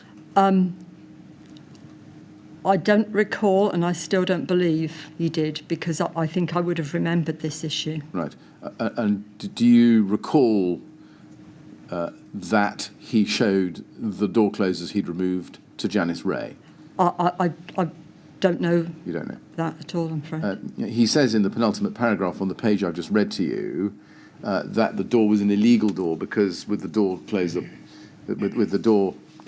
removed, the door wouldn't self-shut. He says he told you that and Janice Ray. Again, do you remember him telling you that the door wouldn't self-shut because it had a door closer removed? No, I didn't know he'd done this, and I didn't know he'd done it to about 10 doors. So, right. No, I claim ignorance on this issue. I see. Can I then ask you about lifts? Now, at the time of your involvement with the Grenfell Tower refurbishment, were you under the impression that the lifts had an automatic fire recall system? I didn't know that about the lifts. I think I've queried with their firefighting. I was not sure about how the lifts worked at all. They weren't in my area of knowledge. Right. No, you're right. You did query that. We saw that yesterday with Carl Stokes, and he came back to you with the definition of a fireman's lift as opposed to a firefighting lift. You remember that exchange? I do. From yesterday. Can we look at an email chain between you and Simon Lawrence in September 2015, TMO 00859283. And if we go to page 3 in that email run,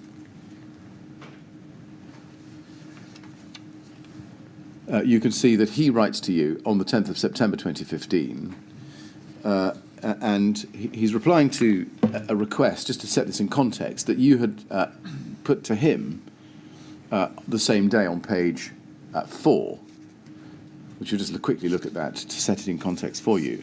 And you'd asked him, or you'd said to him, further to our telecon of today, can you please confirm your contractors have adjusted the current 2 lifts to both stop at walkway level 2 rather than ground street level in case of fire? And then going up to page 3, his response is, Claire, I've had a chat with Jason and apparently I was wrong. During early fire brigade meetings with Simon O, we were told that the lifts have to be brought down to the ground in case of emergency, what they still do. On the phone, you said that there was a fire alarm which brought the lifts down to ground. I can't understand how that is possible, because you do not have any audible fire alarms in the communal areas. In addition to this, I don't believe that the existing panel by the walkway entrance door is working anyway, so I'm not sure what has happened. Do you have any more information? It is possible that the lift alarm button was pressed by the resident in error, which brought the lift down. Now, can you explain what these emails were actually about? Can you give some context to them? Yes, I believe, just by looking at the last paragraph of Simon Lawrence's email, that at one point we moved the access to the building from the ground floor to what we called walkway level. This was because Ryden were working in the lower floors. It was effectively their building site. So to ensure residents didn't go down to the ground floor where there was no access or egress, I was asking, can you confirm that the lift now stops at that walkway level?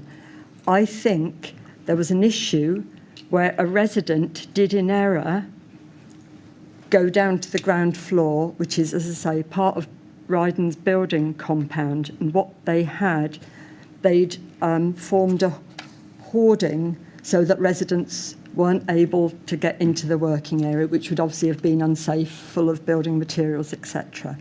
So I think this is in response. I'm asking him, can we stop the lift at walkway level so that residents do not get confused and do not go down to ground to get out? What does that tell us about what the lifts do in the event of a fire? He's saying that they do always come down to ground, and what we actually did, we kept them going down to ground, but as I say, the hoarding around each lift lobby in their working area, they put a key code on it so that if somebody did go down by accident, it was not just a hoarding, it was a hoarding beyond which they could not go. So it meant residents, even if they did by accident go down, they were not put into the building site. They were actually stopped at the hoarding. So the lift still went down to the ground all the time. Ryden had the lower floors as their building area. So residents had to remember to go to walkway. And I believe there was another set of notices put in the lift saying, remember you have to exit the building at walkway while works are underway. Yes, but what about, sorry, my question was, what about in the event of a fire? What was your impression? Were you under the impression that the lifts would automatically go down to the ground floor? I think that there was, again, probably conversations with others. But I say, I think somebody had asked me, does it automatically go down to the ground floor? And I wasn't clear. So that's what this chain of emails was about. But I say, I think the question did come up because a resident went down to a lower floor where they actually had no means of getting out of the building. We can see your response at the bottom of page 2 over onto page 3 the next day, 11th of September. You say at the bottom of page 2, hi Simon, after our conversation, I've asked about audible alarms and will check with Alex Bosman Chubb on the fire panels. And then over onto page 3, in the last paragraph, meantime, there is an issue if the lift goes to ground, as residents cannot escape from within your cordon. I am mindful that you're away next week, so can you please pick up with H&S/CDM and Artelia how this needs to work in order to ensure safety for residents and any visitors? And if we go to the response to that on page 1, before I come to my question, Simon Lawrence has a lengthy answer to you on page 1 and over onto page 2. And he says, morning Claire, I understand your concern, but I don't believe you have any working systems within Grenfell that will send the lift to ground in case of a fire. In any case, there certainly aren't any audible alarms apart from the smoke detectors within residents' own flats and a lift button that residents press if they're stuck in a broken lift. I believe that you only have an existing visual alarm panel on walkway level inside the front door, which flashes a light if a smoke detector in the communal is tripped. It can't be connected to the lifts because over the past year there has been some flashing lights when smoke heads have been tripped or faulty, but the lifts still work fine.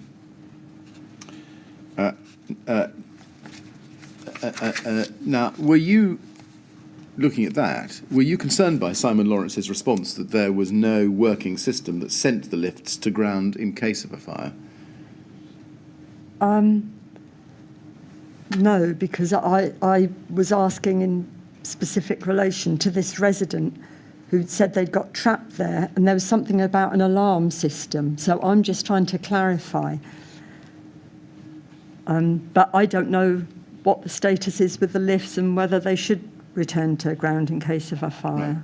Right. Well, you were being told pretty clearly, weren't you, here by Simon Lawrence, that in the event of a fire, there was nothing which would send the lifts to either the ground floor or the walkway level. Yes, you had to press whichever floor you wanted to go to. Yeah. Did that not tell you that this was not an operating firefighting lift? Again, that's the area that is not within my knowledge, so I wouldn't have known whether that was good, bad, or appropriate. Right. So that's why I'm glad we had lift servicing contracts. Right. Let's take this slightly more in stages. Did you know whether the connection between the lift controller and the smoke detection system had been disconnected or was not working? I'm not clear whether the two ever were interfaced. You're not clear whether the two were ever interfaced. Are you saying you knew they weren't?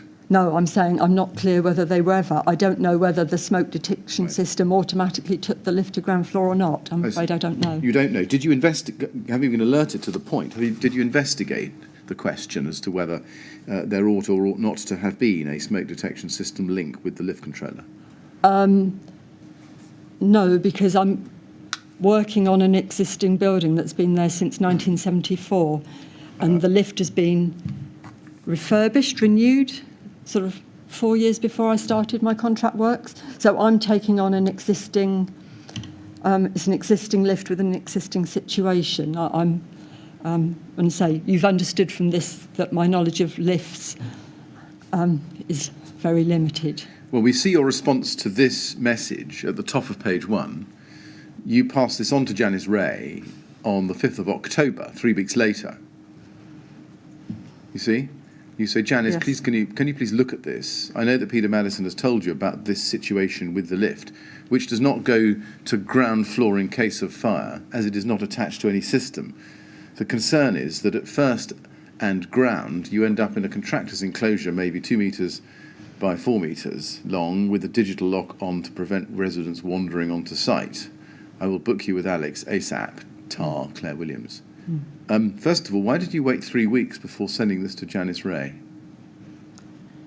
I don't know, but I have done what I needed to do, which was, in my role, liaise with other departments and make sure people were aware. But did you liaise with any departments other than Janice Ray before the 5th of October on the point that Simon Lawrence had drawn to your attention? Possibly, because Alex Bosman was the contracts manager who managed the service contracts for the lift. So it could be that I did conversations with him and thought, you know, let's get the pertinent people together. Yeah. I'm bringing it to their attention. I'm not the person to action some of these issues, but I'm bringing it to their attention. You say you would have. Do you remember that? Do you actually remember taking Simon Lawrence's concern about the disconnection of the lifts from the smoke system and asking Alex Bosman to investigate it? I don't remember, but he sat as near to me as I am to you, Mr. Millett.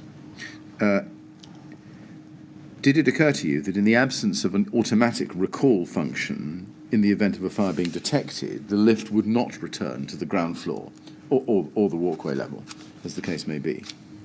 That is what seemed to be the situation, and I was checking with the appropriate people if they were aware of it and if that was a satisfactory arrangement, because it's something that was outside my knowledge. Do you remember whether you or anybody else at the TMO raised that question with Carl Stokes? I don't know. Janice would have been the person who would have done that. But it could be all was fine, but I'm just there to make sure people are aware. I appreciate that this arose in the course of the refurbishment, and it had come to your attention. What I'm really seeking to establish is how far forward you took this concern. Yeah, so you see I've taken it to health and safety and I've taken it to our contracts team who manage Right. the servicing contract. Did you follow up with Janice Ray or Alex Bosman to get an answer so that you could then go back to Simon Lawrence and answer his concerns or questions? I would like to think I rounded the circle. I haven't seen any minutes of the meeting that I had with Janice and Alex to tell you what did happen next. You see, Mr. Lawrence was concerned not only for the residents in the building, but also the health and safety of his own team. And it would it not have been important for Mr. Lawrence to have an answer to this question? From the conversation, he was just explaining the situation to me, because I think we'd taken up with him the issue of the resident who, I believe had gone down to ground and then had been trapped there for a short period, because I don't know whether the lift didn't come back, other people took the lift, and so the particular resident was stuck behind a cordon, and feeling anxious whether they'd ever get out. And the lift didn't come back to them automatically, presumably because other people were using the lifts. And so I was just saying to Simon, how are we going to manage this? He's clear as to where the lift goes. I'm bringing it to the attention of my organisation as to what I understand the situation is. And I'm saying, is this right? And did you follow up? I think I did, because I think there would have been a meeting with Janice and Alex that would be minuted. But obviously this is 6 years ago, so I would not be able to give you chapter and verse on what happened I see. subsequently. Were you at a meeting with Janice and Alex where this was minuted? Do you recall? Well, that's most of the meetings we did do. I would take minutes, and I don't remember whether I did or not, whether Janice did, whether it was just an action note or an email. I see. Can I then ask you some questions next about the dry riser?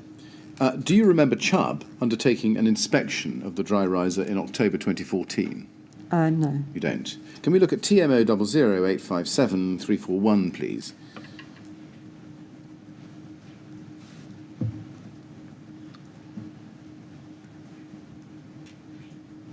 This is an invoice from Chubb addressed to the TMO. And if you go to page 2 in that document, you can see that there is a mechanical, you just look at it, yeah, a mechanical service certificate of inspection dated the 27th of October 2014. And it's got a service date due box in which it is written, dry riser stack failed, bar at inlet, fault reported attached. You see that? Yes. Do you remember receiving that certificate? It would have gone to the contracts team who would have been working with Chubb. Do you remember receiving the certificate? I wouldn't have received this. You didn't. I see. Okay, let's see. Take this shortly then. Can we go to page 3? We can see that on page 3,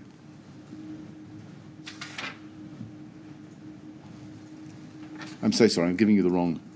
I need to go to a different document. TMO 008588309.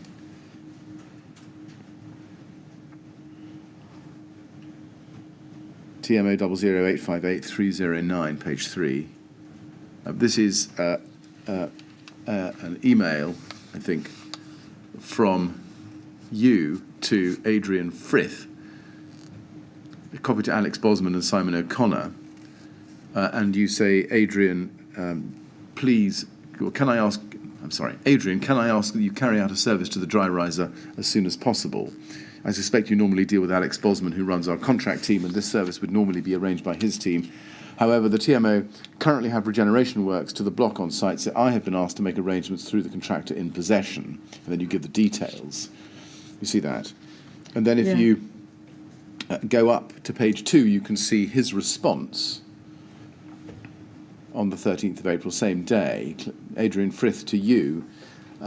Hello, Claire. Please see attached a certificate, or cert, for the last inspection at Grenfell Tower. Also, there is a quotation attached for a small repair to the dry riser. We haven't had the go-ahead on this repair just yet. As you can see, there is also a smoke vent system on site which needs some repairs, but part of this system is in the refurbishment area. Okay. This is April 15, and it's from Chubb. Right. Do you remember, or do you accept, that the dry riser was in need of repair between October 2014 and April 2015? Yes, it says that there's a repair. Are you able to explain how it could be that such an important repair was not actioned by the TMO immediately in October 2014? Okay. I do not work in the team that manages the servicing of the lift, of the dry riser. Obviously, they had done a certificate which would have gone to that. Matt Rawlings is one of the people in the contracts team who managed the service contracts. And obviously, they hadn't, they'd issued the certificate, and it looks as if maybe the contracts team hadn't actioned anything, or maybe there was something else in the background, I don't know. So he's sent me a certificate that he's already sent to another team within the organisation. Yes, I understand that. I think all I'm asking for is, are you able to explain how it comes about that such an important repair was left unrepaired between October 2014 and April 2015? No, obviously, so that certificate wouldn't have come to my team, so no. Whose team would it have gone to? This is the contracts team who managed the service. That's Alex Bosman? It is, yes. Did you, when you received your instructions in April of 2015 that we can see from your email to Adrian Frith, copied to Alex Bosman, in the second paragraph of which you say, I suspect you normally deal with Alex Bosman. Did you ask Alex Bosman how it came about that the dry riser was left unrepaired from October 2014 until April 2015? No. Why is that? The idea was to get it resolved, not to go back over history that possibly Alex wouldn't know. Well, you say Alex wouldn't know. Did you ask him the question, Alex, how come this dry riser was left unrepaired between last October and now? No. Why is... Again, so I didn't work in his team. I don't know what his regime was, whether he'd actually gone to somebody other than Chubb to fix it, for example. I don't know. Do you accept that a functioning dry riser is an absolutely essential active fire prevention system in any high-rise building? Yes. So were you not curious to understand how Grenfell Tower's dry riser was left unrepaired between October 2014 and April 2015? Yes, but because it wouldn't have gone to my team, I don't know if there was background information or if it had gone to somebody else to fix. I don't know.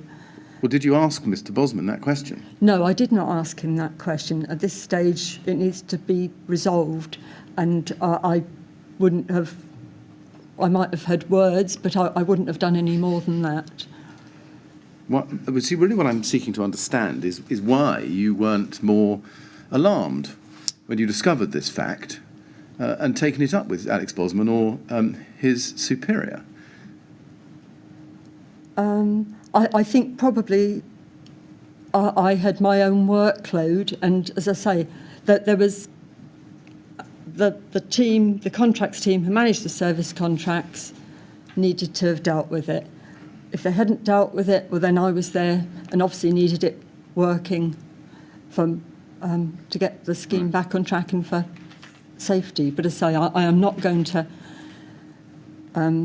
spend time on checking what somebody else has done at a point when it needs to be sorted. Who was Alex Bosman's immediate line manager in mid-April 2015? That would have been Peter Maddison. Peter Maddison. Mm. So you didn't go to Peter Maddison and say, Peter, I think you should know that Alex Bosman has left this dry riser in Grenfell Tower unrepaired for 7 months. But, as I say to you, I don't know whether he has left it unrepaired, but it could be, as a result of that report, he'd gone to another contractor and got it fixed.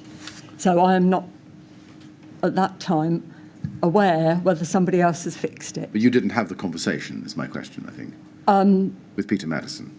I don't think I would have had it with Peter Maddison. I think I would have gone back to Alex's team and said, look, what's happened to this? You know, if there's a disparity in dates, what's happened? But it's not to say that somebody else hadn't been appointed to go and look at it. And I want to move to my final topic with you, which is about gas works, gas mains. Can we start with TMO 00836672, please? And this is an email chain in December 2016. And it starts at the foot of page 1 and goes over to page 2. I'm afraid it's in quite small print, but it's from you to Tony Batty of Silcock Dawson of the 12th of December 2016, and you say, Tony, further to our conversation this morning, I'm asking if you could provide a fee proposal to facilitate the design of proposed gas mains to be run within the footprint of Grenfell. And then over the page you say, my concerns are that their proposal may interfere with the new construction under defects, specifically in the communal lobbies. Charlie Saul, in Alex's team, has already approved the proposal in principle, subject to provision of RAMS. And then you identify what the fee proposal should cover. Now, it looks from the records that we have that the plans to involve Silcock Dawson were ultimately abandoned. Do you remember that? No, sorry, I'm not sure that I do know that. Right, let me see how we go. Can I ask you, please, to be shown MET 3023699? I'll show you the first page of that document. It's Tony Batty's witness statement to the Metropolitan Police. on the 26th of April 2018, as you can see there. And if we can go please to page 21 in that document.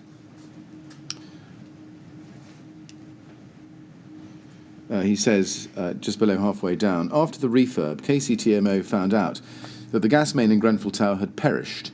It was heavily corroded within the service riser, and so they were getting a company in, I think Transco or British Gas, to renew the whole gas main internal to the building. They invited us to give a fee proposal, but because the works had started and we were late on getting back to them, they told us to leave it. I was surprised by this, as we'd done all of this quality assurance work for KCTMO. And when it came to putting in a gas main, they didn't want us to check it unless they got someone else. I don't understand how they could put a gas main in without someone independent quality checking it unless the company doing it gave them so many reassurances. Who was responsible for the decision not to involve Silcock Dawson? Do you know? No, I don't know. Do you know the reason why Silcock Dawson weren't involved?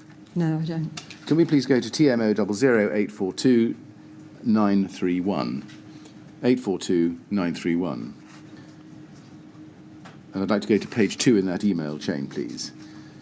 This is an email chain between you, Peter Maddison, and Alex Bosman, which had arisen from queries made by Councillor Blakeman. That's page 2.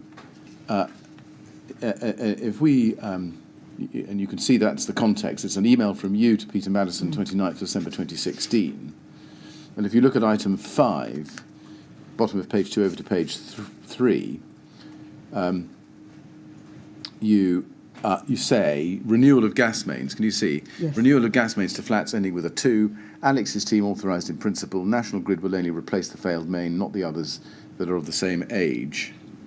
I met them on Monday, 19th December, and was shown the internal pipework route within the lobbies and flats, which is tortuous. And then there's discussion about, over the next page, in the third line, currently National Grid are running a 50mm diameter pipe up the fire escape staircase, which will feed the affected flats. Their pipework in the communal lobby will have to be in fire-rated ducting, so will impact on the appearance of the lobbies. The gas payer is due to get a cheque for £1,000 max for loss of supply from National Grid. And then if we go to the response to that from Alex Bosman, or an email which is returned on page 1, 6th of January 2017, we can see the first bullet point, question and answer. Can you please advise whether new gas pipes will be installed? Residents were told that these could not be put up externally because of the new cladding, but they're being given little information about how the pipes will be installed inside their homes and whether damage to decorations will be made good. It seems that the installation of new gas meters will also damage the works that have so recently been completed. The new gas main, this is the answer that comes from Alex Bosman, the new gas main is being installed within the emergency escape stairwell. This will then be run at ceiling level and boxed in within each landing where a resident requires gas. Did you raise any fire safety issues with Mr. Bosman concerning the gas pipe running through the escape staircase? It was chance that I was there and saw it. I understood that the gas pipes were installed by the statutory undertaker and that they had done their consultation in terms of where they were going to go and getting regulatory approval. So I did not. My concern and my interest was sparked when I saw the pipework that went into the communal lobbies and then into the flats, because, as I say, it was tortuous, and my understanding was that less than 50% of the residents had gas anyway, so they were causing a lot of unnecessary damage for work that wasn't needed. So I didn't get involved at all at the stages where it was going through the staircase, and I'd expect that the statutory authority would understand what the regulations were. Right. We can see no reference in this email, the one I'm showing you on the 6th of January 2017, to pipework in the escape staircase being boxed in fire-rated ducting. Was that a matter of concern to you? I wasn't involved with the specification and wasn't familiar with the specification. as to where it ran.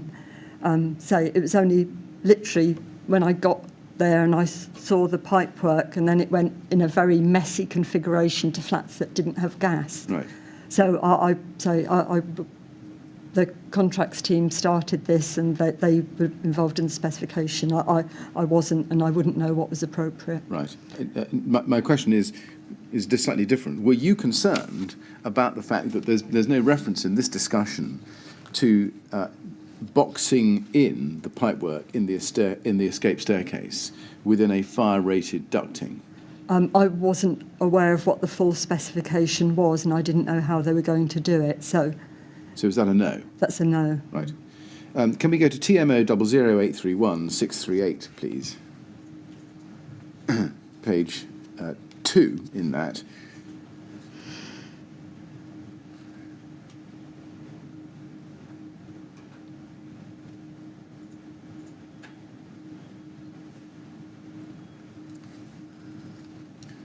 This is an email which is from Tunde Awaderu, the Vice Chair of Grenfell Tower, the GTLA, in fact. And we can see from the foot of page 1, take it from me, it's 7th of March 2017, to Peter Maddison and Councillor Fielding Mellon, copied to a large number of people, including you. And the subject is, as you can see from the top of the screen, seriously exposed newly installed gas pipeline throughout the entire staircase of Grenfell Tower poses extremely serious health and safety risk. Dear Mr. Peter Maddison, we hope this email finds you very well. And in the third paragraph, Mr. Awaderu says, could you please kindly provide us the proof or evidences that anywhere at RBKC or in London or in the United Kingdom, the gas pipeline exposed such a manner and installed beside the staircase only fire escape, where there is no air, can escape whatsoever. And more importantly, the staircase of Grenfell Tower is the main breeding ground and where the vandalism and antisocial are daily occurrences. This newly installed exposed gas pipeline is easy target of vandalism, and one incident can have serious, catastrophic consequence for the whole building. Can you please kindly provide us the health and safety certificate authorised that the KCTMO or the National Grid that they obtain permission before installing the gas pipe going through the entire staircases of the building? The logic alone, I think it should be, dictates that it poses serious health and safety risk for the entire building, and it would be very interesting to hear the expert opinion as well. Finally, the KCTMO has a habit of shooting the messenger because they may not agree with the message, but we strongly feel that it's a serious health and safety concern, needs clarify either from our landlord or from their managing agent, the KCTMO. Now, I've read that in full to you. You then forward this email. If we go up to page 1, you forward this email to Charlie Saul and Anthony Cheney on the 8th of March, the next day, 2017. And you say, hi, you may want to prepare your reply for Peter, ! Now, first question, you can see, as I've shown you, that this email is from Mr. Awaderu, but actually comes from or on behalf of the Grenfell Tower Leaseholders Association. Now, you don't mention the GTLA in your witness statements. Were you aware of that organisation's existence before the 7th of March 2017? Yes. You were. Do you recall receiving emails from the GTLA before 7th of March 2017? I would have been one of the people copied in, yes. As to the substance of this email, which I've read at some length to you, Ms. Williams, were you, when you received it, were you concerned that a resident, or perhaps a group of residents, was raising a serious complaint about the health and safety in the building to do with fire?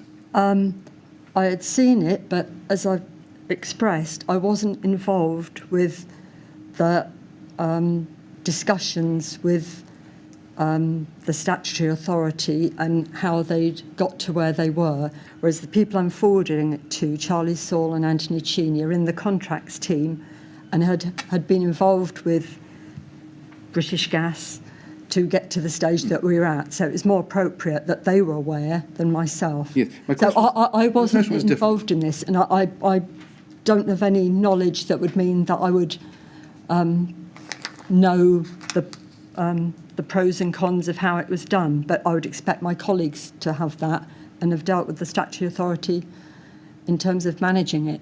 Yeah, that wasn't my question. I'll ask my question again.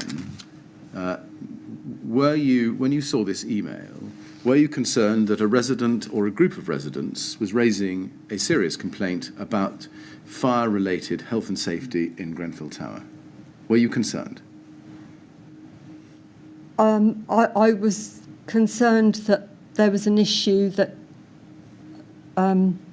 they wanted addressed and that my colleagues needed to deal with it. When you said, "You may want to prepare your reply for Peter!" What did you mean by that?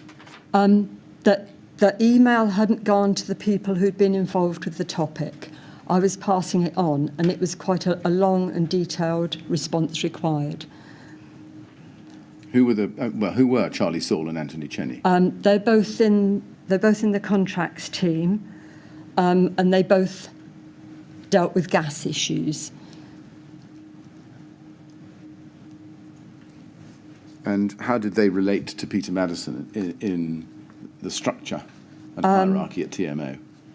Peter Maddison, as director, managed 3 teams. In the contracts team, Alex Bosman was the head of team. I don't know if he had another title. And these 2 chaps worked in Alex's team. So we see that the email went to Peter Maddison. Why was it wrong to send it to him, given that he was the line manager of those people who were the appropriate people to deal with the answer? I didn't say it was wrong. Right. I see. But why were you the person concerned to write to them and ask them to prepare their reply? I don't know if Peter was around. He might have been out of the office for a couple of days, so it was giving them a head start. Right. And do you know what that reply said? No, and I might not have been copied in on it because, as I say, it wasn't a topic that I was dealing with. It was nothing to do with the Ryden contract.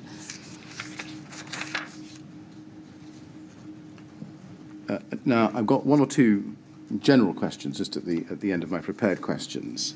Going back to matters that we discussed yesterday, Miss Williams, and we talked a little bit together about the relationship between the TMO and the residents of the building. Did you yourself ever consider whether there was a risk in blaming Mr. Defan as an individual for the complaints that others had raised? Sorry, could you just repeat Yes. that? Did you ever consider whether there was a risk in blaming Mr. Defan for the complaints that others had raised? I don't think you would automatically blame Mr. Defan. That's taking it further than I would. Right. But sorry. I think, as I might have said yesterday, every complaint or issue raised by Mr. Defan was taken seriously, because quite often he would bring things to our attention that maybe other people hadn't said, and he was the forerunner of the, telling us there was an issue. So I wouldn't say that, there was no automatic assumption that anything he said wasn't right, because quite often he was on the money. He was picking things up at an early stage. Right. But I think he is one resident out of 120, so everybody else would also be given equal attention to what they said, because everybody lives their lives differently. Everybody had a different home with different issues. So they would all be given, you would listen to all of them, because you can't afford not to. When dealing with Mr. Defan, did you ever consider that in entertaining his complaints, you might miss out on the validity of the content of what he was complaining about, and perhaps others within the building? Well, I think what I've said is that I would never dismiss anything Mr. Defan said. He had his ear to the ground and he lived there. So it would be very silly to ignore things just because it had a particular name on it. As I say, quite often he was right in bringing things to our attention, and I think sometimes it's the way he brought things to our attention that caused issue, as you've probably understood. But so he lived there, and he was as quick as anybody as reporting anything that needed looking at. Yes, and you say that sometimes it's the way he brought things to our attention that caused issues. Looking back on it, might you accept that the TMO had somehow, in its own way, confused the medium with the message? From a personal point of view, I think that would be an option, but I'm in the building on a regular basis. I'm talking to people regularly. So in terms of the issues I was involved with, I would always say pay extra attention to what Mr. Defan said, because quite often he was at the front of an issue and got there before other people. But as I say, I think you did get used to the way that he dealt with things, which was, you know, in a certain style. And so that didn't confuse the issue after a while, but you just had to work a little bit hard to get through the use of language or the sort of tone to understand the issue. But as I say, I think that's why when David Collins came on board, that the compact came to life, because there was a different style. And so yeah, please don't think that Mr. Defan was asking us things or telling us things that didn't need to be brought to our attention, because he invariably did. But to say it's a style perhaps that was a little bit confused the issue rather than clarified. What systems were in place to prevent either conscious or unconscious bias against the criticisms that the TMO was receiving, which might prevent them from being dealt with objectively? Would you just run that past me again? Yes, I think systems, I understand what you're certainly, saying. of course. What were there any systems in place, training or protocols, things of that nature, which would prevent or minimise bias, conscious or unconscious, against the criticisms that the TMO was receiving from residents, which might prevent them from being dealt with objectively? I understand what you're getting at. Let me sort of try and formulate an answer. I think what has been put, and what probably everybody who's watching this on social media thinks, that there was a group of residents who we didn't listen to, and what your question implies, that one particular group of residents wasn't listened to because of one man. I don't think that's been the case. I think, as I say, I think that there were issues over the style of dialogue presented, but that didn't stop people on the ground, like myself, like the housing management team, doing what needed to be done. I think you would have to read very carefully what the issues were, and things would be actioned. I think there's probably many examples that you've heard over the last however long which demonstrate that. I know in my own experience at Ryden, the issues with the HIU position would be a case in point, where we always said we would talk to people about where they wanted to go.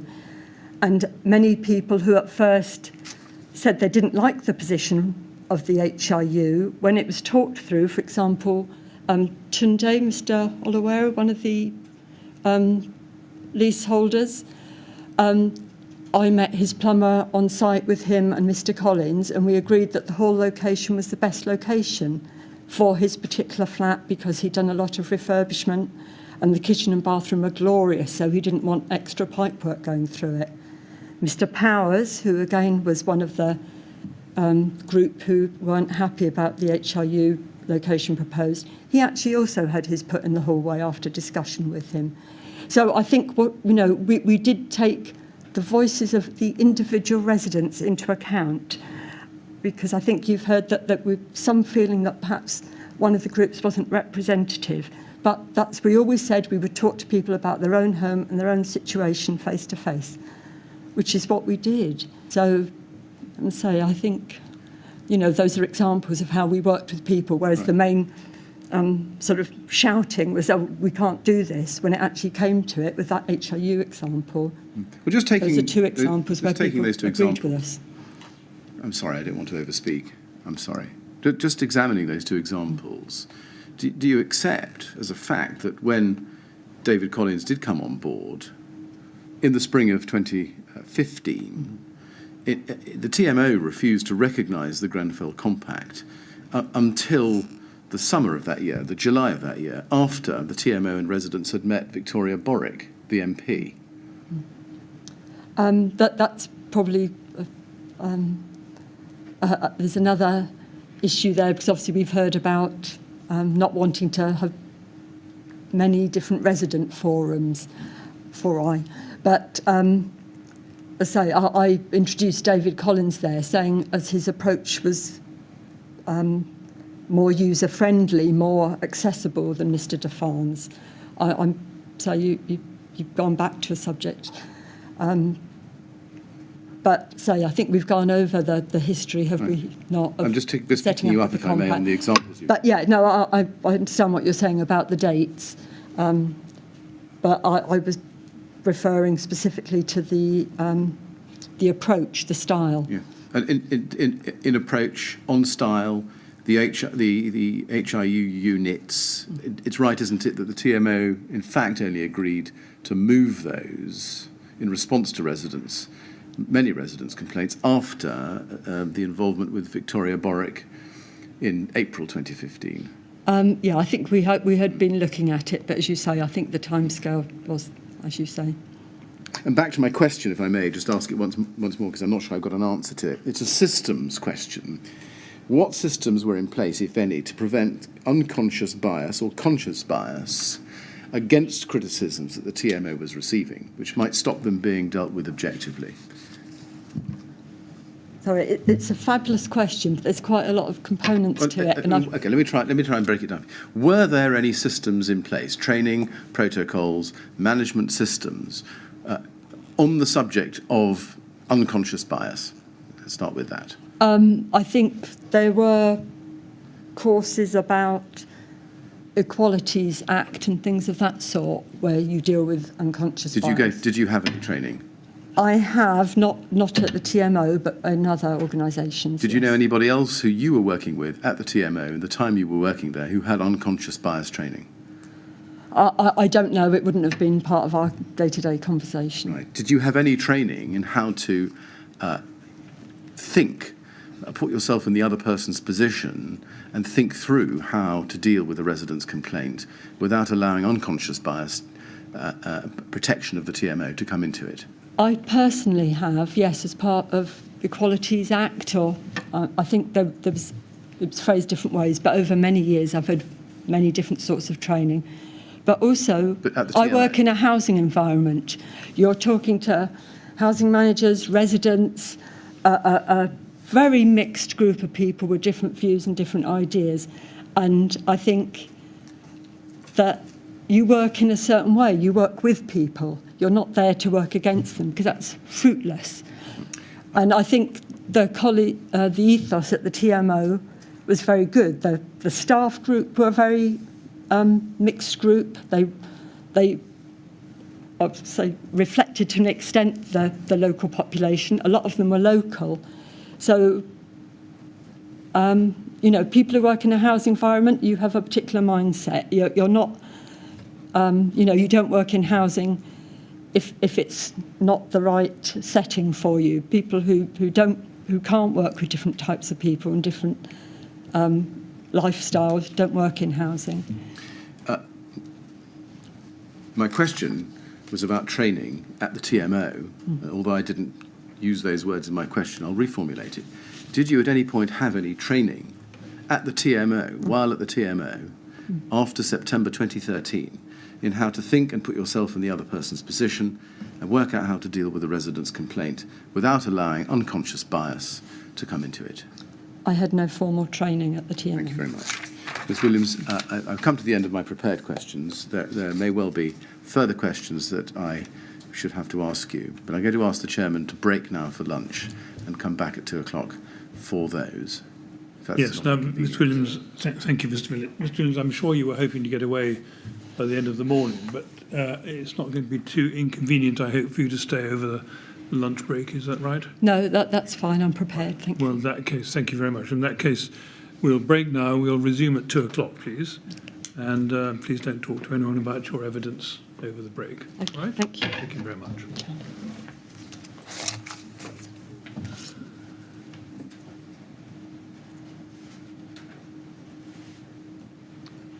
Thank you. 2 o'clock, then, please. Thank you.